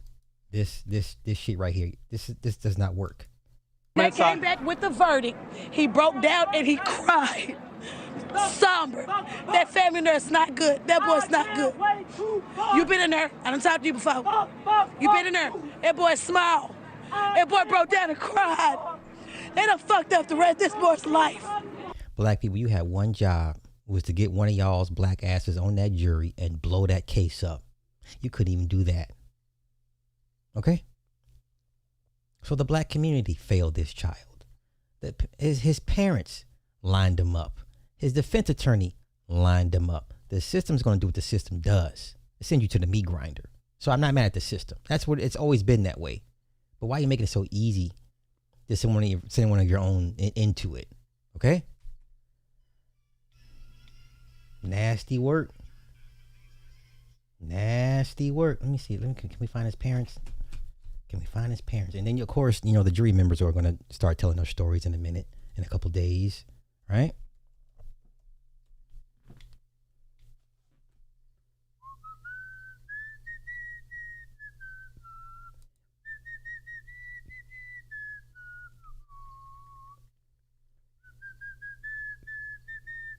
Look at this shit. The fight for justice does not end with a verdict. Sometimes it begins there. Okay. You're a Muslim. God, I get it. I get it. This is not the way, y'all. We've been doing this shit for 70 plus years. Nobody does, nobody protests better than us. It's not working. Look at this. Karmelo is a low-life scum that deserves to be on death row for 3 to 5 years. Take the donations and new mansion his parents own. Murder POS Anthony. You gonna argue with these people? I just don't know why black American parents can't take good care of their kids for them to stop murdering and killing people daily. It sucks. And you dumbasses, you're out here arguing with these people. You're the dummy for arguing with them. How dumb do you have to be at this point? How emotionally weak are you to argue with these people? For what? Why? Why?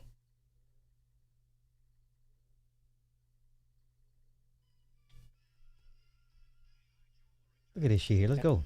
Today, the process delivered accountability. We are grateful to this jury, and we are grateful that the good citizens... Now, 2 things are going to happen to this young man. 1 or 2 things.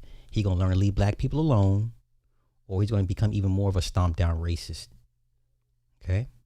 And I guarantee within 5 years, you're going to hear about this kid messing with some black folk.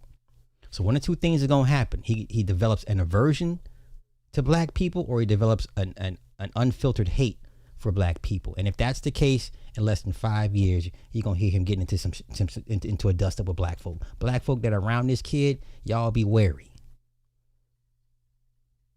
Be vigilant.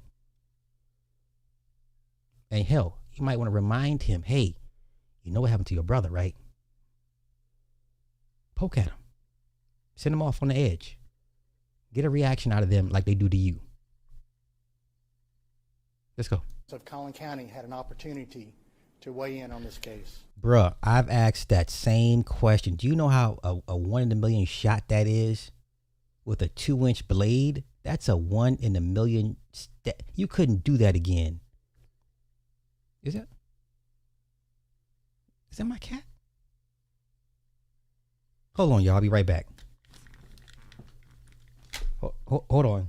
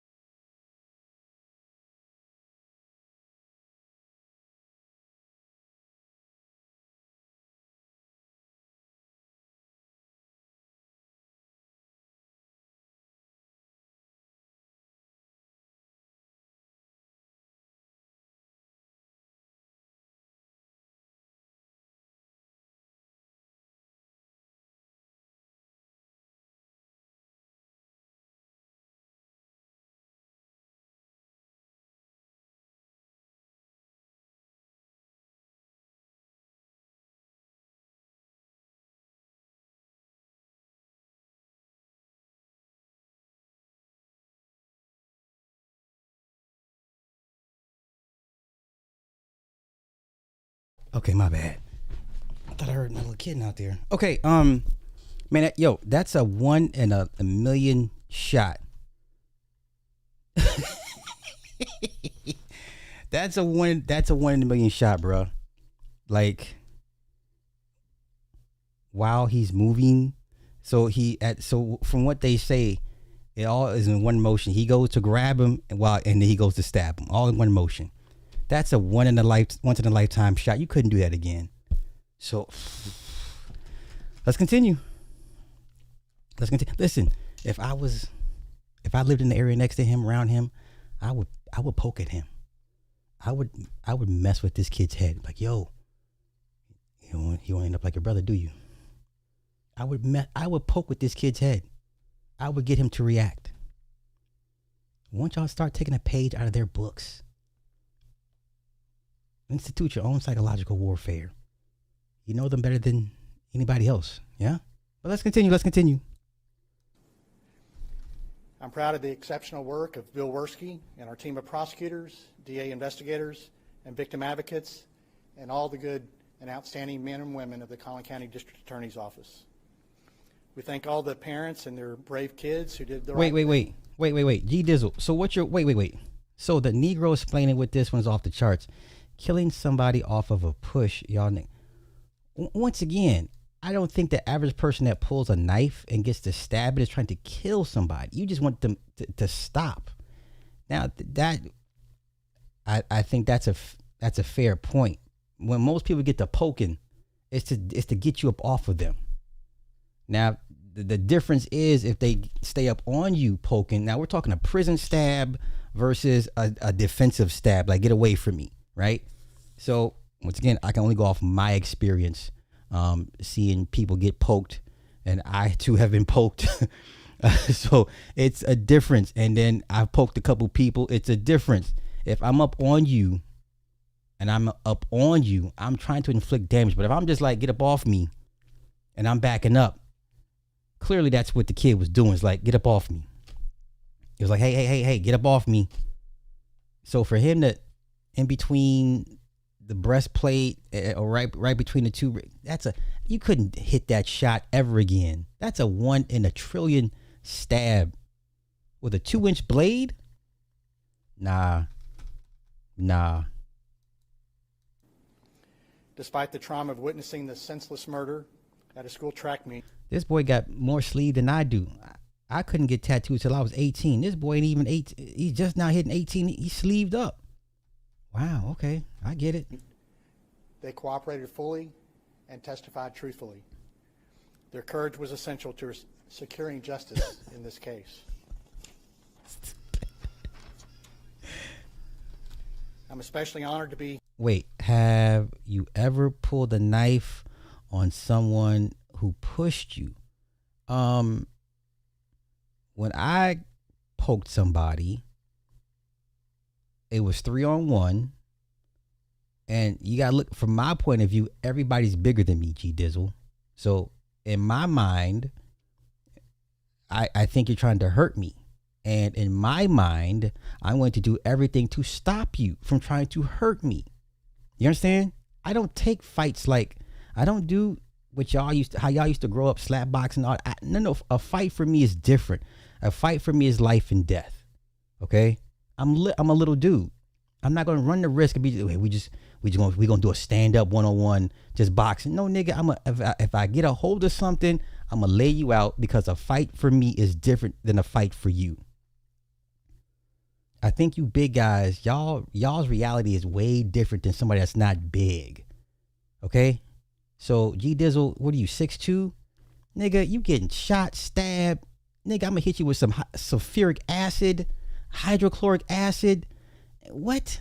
What? Are you kidding me? Are you kidding me? You guys really don't see how other people see y'all. Everybody to me is big. These kids are bigger than me.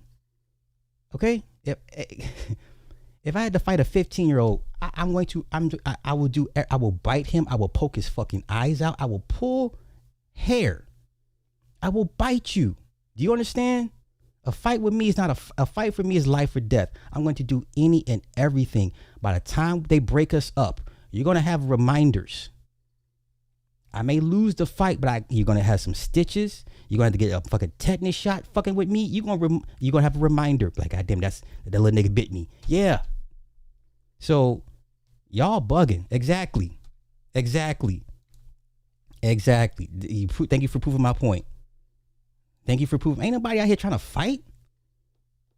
These kids are not growing up in boxing rings. There's a lot of differences in the boxing ring. Y'all watch too much of that goddamn Jackson 5, Joe Jackson. Hey, we're going to sell this shit like men. Ain't none of that. Nobody's throwing hands. Are you kidding me? Are you kidding me right now? Once again, nobody knows what Karmelo's mindset was. Clearly, his reactions was that of a scared guy, because he didn't run up on the dude. Okay, there's defensive poking, and then there's an offensive poking. Big difference. I'm sorry, no one's feeling bad for this. No, stop putting your hands on people. Now you can argue the response was over the top. Okay, yeah, but how did we get here? See, y'all like to forget cause and effect. Y'all only want to focus on the effect. How did we get here? Stop putting your hands on people. Stop putting your hands on people. You want to be a bully? Go bully somebody your own size. I rarely ever see big dudes go after other big dudes. They always fuck with somebody smaller than them. I see it in the kids. The big kids never. Every time I see a big kid fucking with a little kid, I say, "Why don't you go? Hey, I say he's your size. Go mess with him." Oh no. Well, why is that? Why don't you go fuck with somebody that's your same height? He's about as big as you. Oh nah, come on, coach. Well, why you mess with him? Sorry.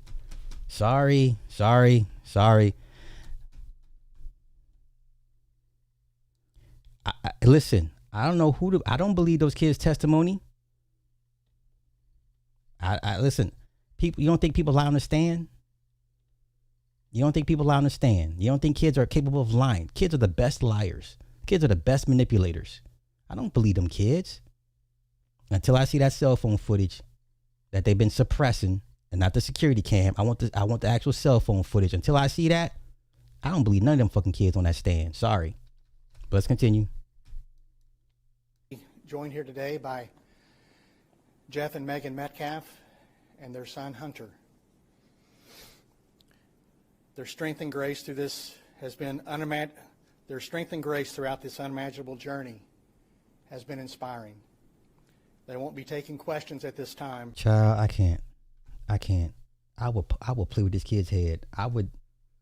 Y'all should, hey, you don't want to, you don't end up like your brother, do you? I would mess with his head and get him to go off, have him overreact, and then do what you gotta do. That's just me.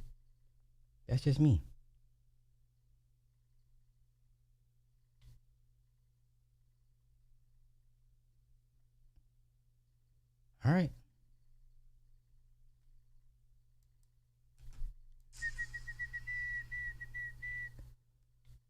I personally don't like violence. I'm not a fan of violence, but when there's no other course or no other recourse, I will use everything I can get my hands on to stop you.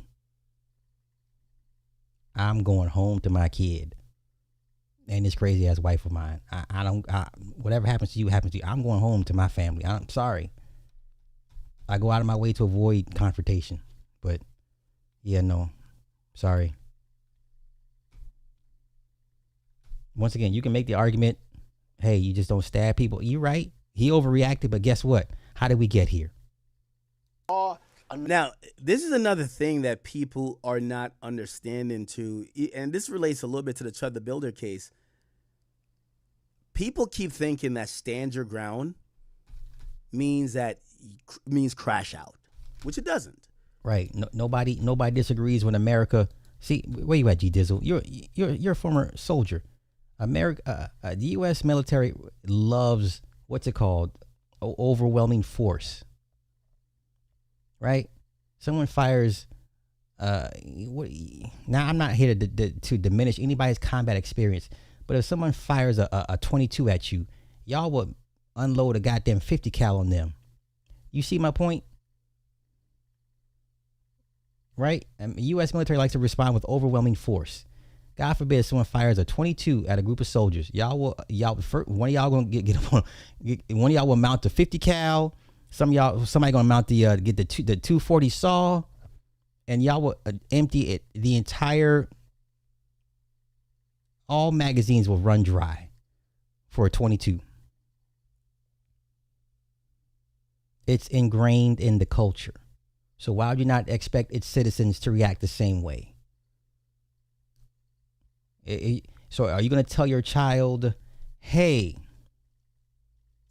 just respond accordingly, right? Your law enforcement likes to respond with overwhelming force. They have a duty to not retreat. Yes? I'm comparing the mindset. I live in a country where overwhelming force is welcomed. Everybody in a situation responds with overwhelming force. What are you talking about, man? It just doesn't get reported like that. Everybody goes ape shit when someone puts hands on them or if it's a fight or flight. What are you talking about, man? Do you not see around you? What? Everybody responds with overwhelming force. What's the saying goes? Don't put your hands on somebody, but if they do, make sure they don't do it to somebody else. What? I know I'm not the only one that thinks this way. I know I ain't bugging. I'm not bugging. There's no way. I said you can make the argument his response is over the top, but we weren't there.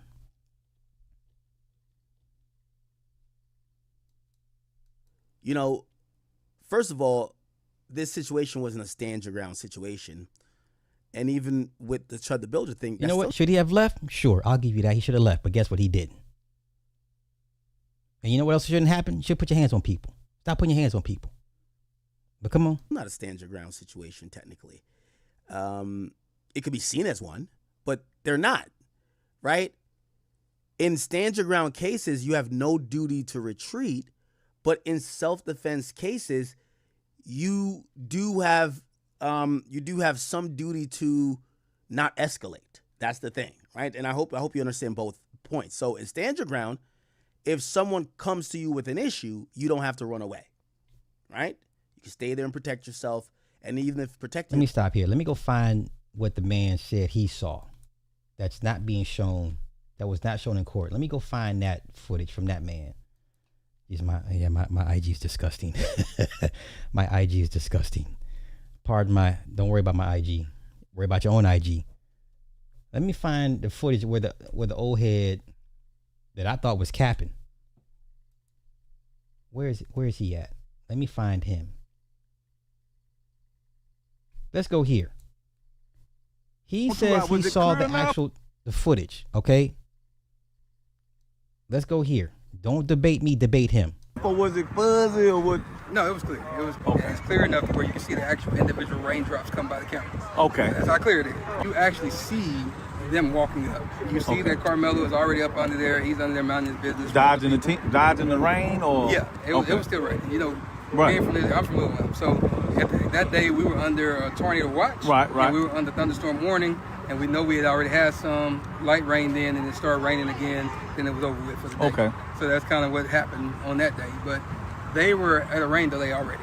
And so during that time when that happened, the twins, their two buddies, and a few other kids, because there was a few kids involved with them, they were all coming from the direction of the middle school, coming walking back up. Right. On the video, you can see those four that actually was involved, and maybe about 3 or 4 others that was with them, skipping up, trying to catch up behind. One veered off probably toward his way to go to the coach and kind of distract him a little bit. And then the other 4 came walking together. One went in front of them, went past. Right. The other 4 went and they surrounded Karmelo. You know, if you're Karmelo. And they showed that on that video. It's on the video. Okay, come on. You can see them walk I'm going up. to say little And stuff. I'll put it this way. Okay. They actually tell you when you're watching the video, pay attention to this corner right here, because if you look anywhere else, you might miss different things. Okay. So watch those 4. Here they're 4 right there coming up. Right. That's exactly what they say. Okay. And so you have no way to be confused that it's those 4. Okay. So they come up, they surround them, and this immediate moment of not even a few seconds of pause, then that's when they jump. And so they actually did jump him. Yeah, it wasn't just no touch. It wasn't just all that moment. Yeah, it was a push. It was all kind of things. But Austin pushed, Hunter hit, and then everybody swung. But at the same time, So it's more than the twins that got some licks all on 4. them. So it showed that in the video. Yes, in the video. So again, you got Hunter and Austin standing in the middle. Okay. And you have the light bright boy here, and you have the darker boy here. Okay. I think that's what I remember. So I have to go back and think about it. But that's where they were. One was going up and down while they were talking and kind of pushing or whatever he was doing. Austin and Hunter was in front. So where they're talking about grabbing bags, Hunter actually said that I grabbed his bag. Right. And then later on, he said that Austin threw the bag. Okay. Jeff also said the same. Okay. What do you want me to do at this point? I don't know. What do you want me to do, G Dizzle? I don't know what you want me to do. What do you want me to do? Okay, so we don't take the word of perverts. Okay, fine. He said he saw it. Okay. So let me find the white man. So the white man that had him on earlier today. Not now. Where's the white man at? I found this scrolling on social media. Hold up. Where the white man at? Sam. That's his name, Sam. Let me find Sam. Don't worry about my IG. None of your business. What's the man at? Good Sam. What's his name? Sam. Oh, what's his name, y'all? The white guy. Oh, I forgot his name.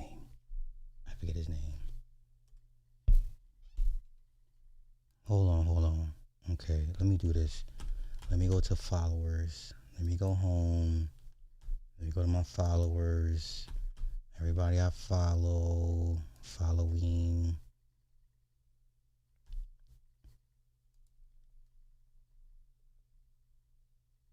Secret Service Sam. Okay.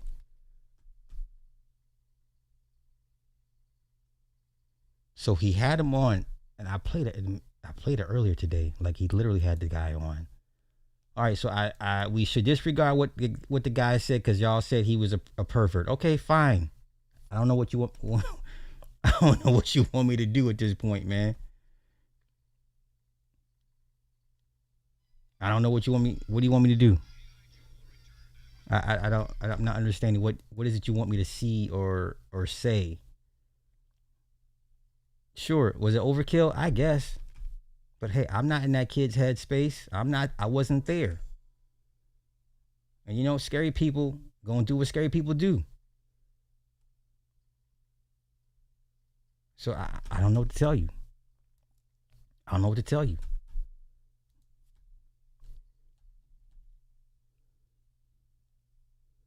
It'll come out. It'll come out at some point.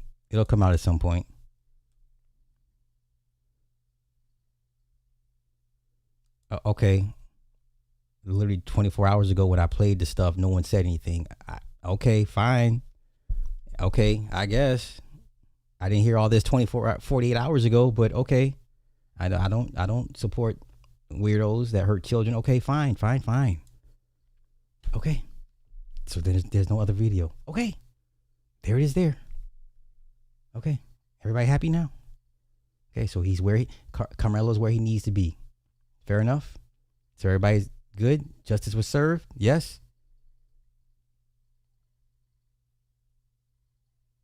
I know what I'm hearing. Okay. All right. Anything else, y'all? I'm going to say the Hollywood stuff for later or tomorrow because I'm going to have to change this up. This is going to be strictly a Karmelo show. Because I was going to do the whole Obsession movie money breakdown, and I saw the fallout, and I saw Ramil talk about it, but Ramil is wrong when it comes to Hollywood culture. You take care of your people in Hollywood. But I'll say that for tomorrow. I'll just keep this strictly Karmelo Anthony, and then I will do, we'll do New York Knicks, and then I'll get out of here. So I'm going to save the Obsession movie breakdown finances for tomorrow. But let's go to New York Knicks fans. Let's do that. Because clearly, this is a shit show tonight.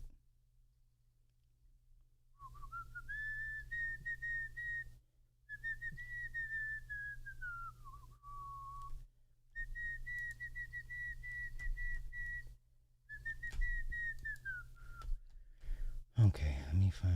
Oh, I'll say that autism. Save all that tomorrow. Let's go to Knicks fans. Yeah. And then I'm gonna get out of here because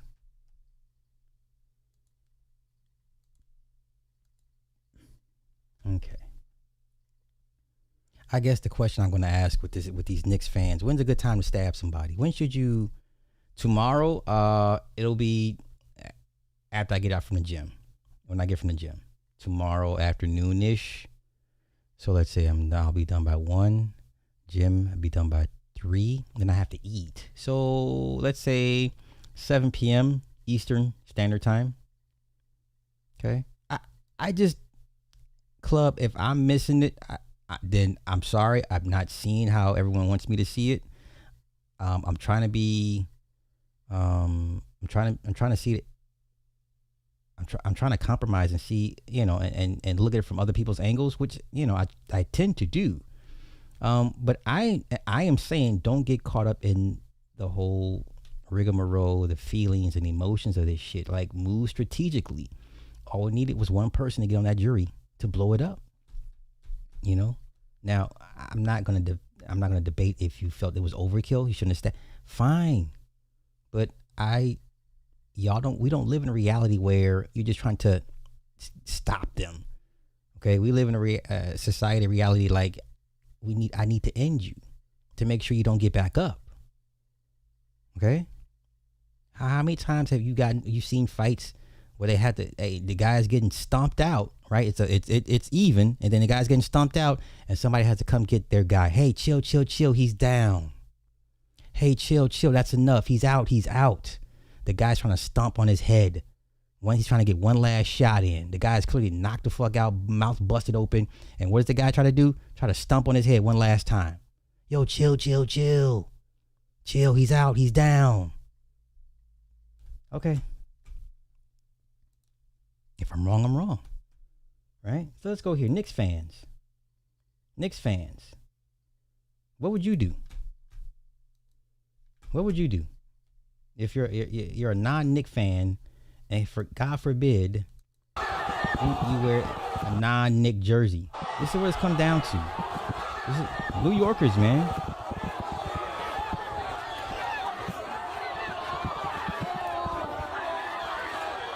Y'all out here beating up people because they wearing the other team's jerseys.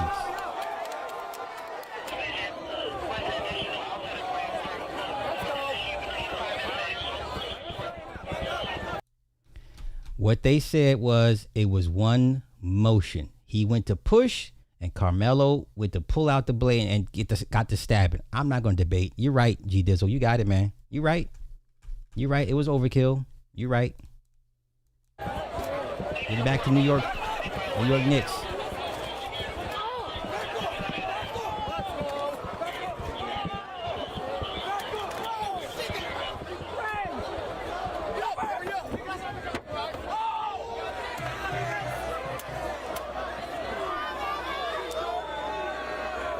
Now, is this a New York fan issue or is this a black people issue? I can't tell the difference.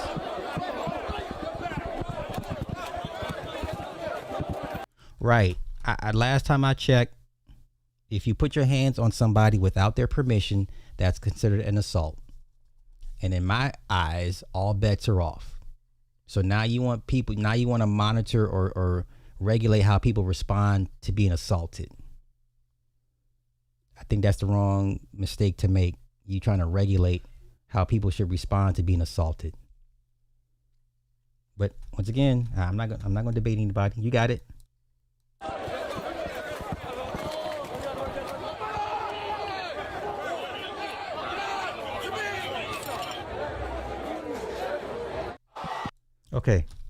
Okay, let's continue. Knicks fans being Knicks fans. I don't. Peasants do this type of shit. This is peasant stuff. This is what peasants do. Bread and circus. I'm not taking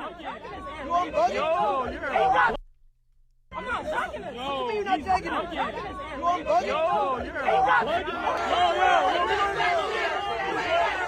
Rip that shit! Rip that shit! Rip that shit! Rip that shit! Rip that shit!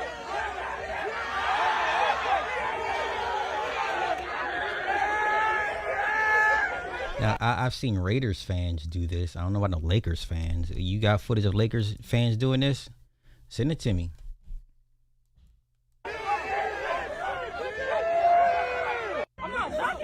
So the kid, he said,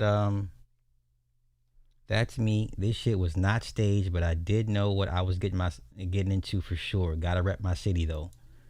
This is what we gotta go through. If you're an opposing fan at a sporting event, okay. Let's continue. This is what, peasants do. This is bread and circus. Okay, gotcha. Let's go here. Bread and circus. Bread and circus. Bread and circus.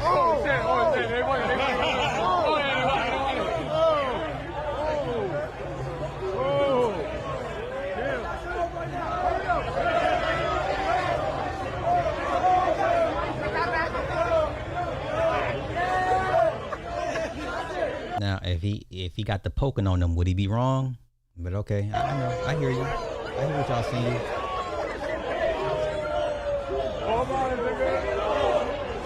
G Dizzle, the point is no one is out to kill anybody. Okay? Now, had the boy not got stabbed in the heart, which is a 1 in a million shot, we're not having this conversation. No one's getting up to kill anybody if they get pushed on. That kid got hit with a 1 in a million shot in between the ribs with a 2-inch blade. A knife expert couldn't recreate that. So no, I think you have a wrong assessment. The boy was not set out to kill anybody. But once again, we agree to disagree. Let's go.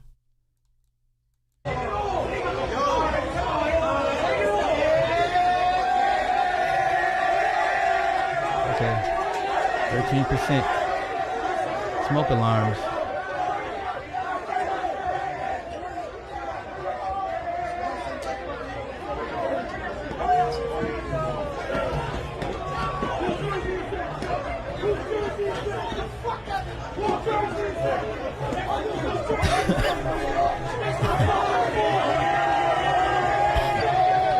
Fair enough. Fair enough.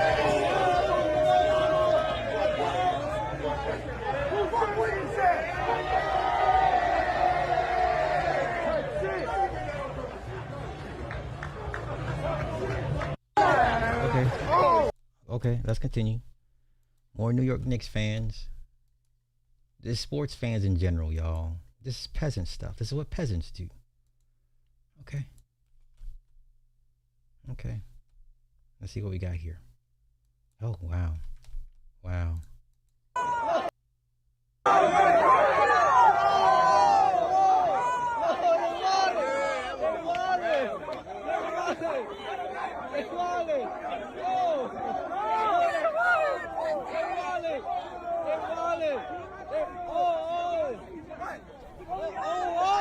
Now you see why they don't care what happens to your youth.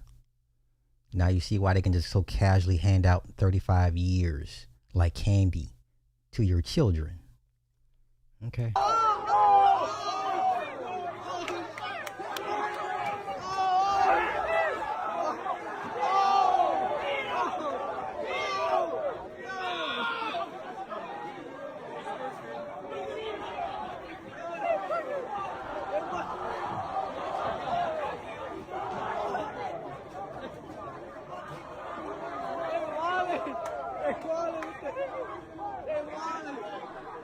While in traffic, mind you.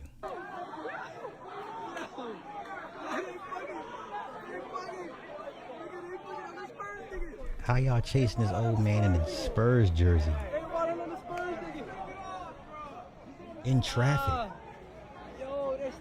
This is in traffic. They're still chasing him. They're still chasing him.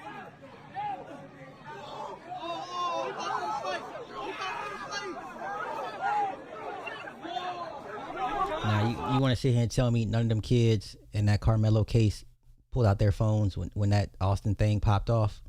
So y'all really believe there's no cell phone footage of what took place last June between Karmelo and Austin? Okay, fair enough. Come on.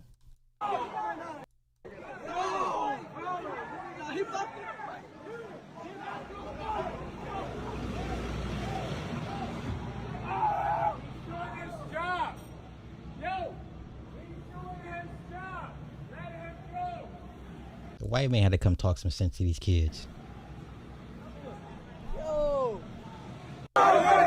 Disgusting. But, you know, let's continue. I know this is what peasants do, y'all. Worry about sports teams. What we got? We got anything else? Any more Knicks? Let me see what it says. Oh, ain't God good? Come on, ain't God good? Yo, take the jersey off! Take it off! Oh my God!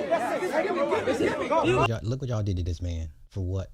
It's not. I'm beyond race at this point. Why y'all do this? Why they beat this man up? Why they beat this man up? For what? What did he do to deserve this? What did he do to deserve this? Why?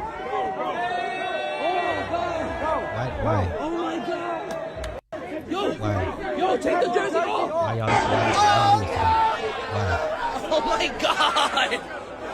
Oh my God!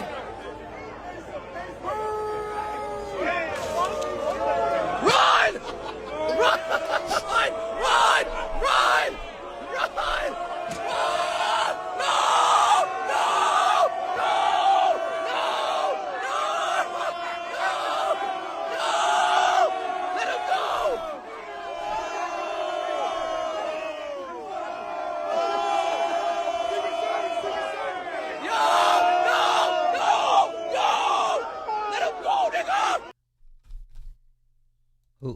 Who was the Jew that shot the black kids on the train? Bernard Goetz back in the 80s? I know. Do I have any more? What is this? What's this? Do I have any more? Let's go. Yeah, that's him. Look at it. Look what they did to him, y'all. Look what they did to him. They put the saxophone music to him. Y'all don't put the saxophone music to him. Y'all chased this man down.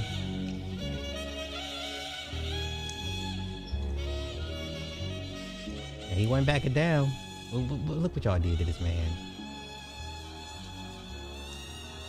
Why?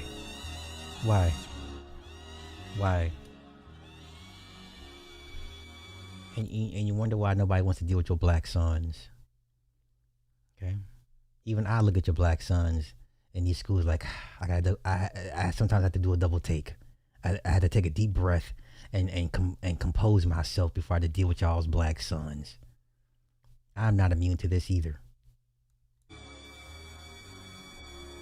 I done hit him with the saxophone music from Boys in the Hood. Look at this shit. Nope, no animals here. Nope, animals don't do this.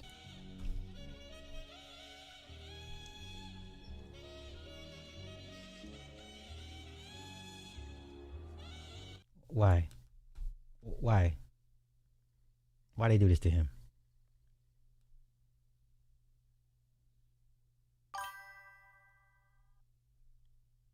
Oh, you kicked him when he was running. Oh, you kicked the back of his leg. Oh no.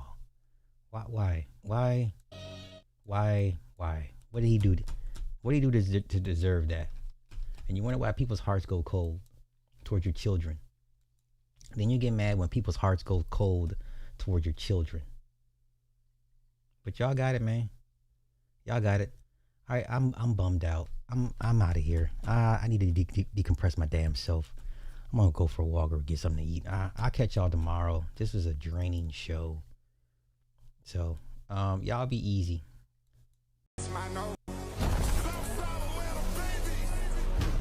One of the ops rates to catch my taste, put him in chase. 2 minutes on like a pitch, look like a dog, stuff his face.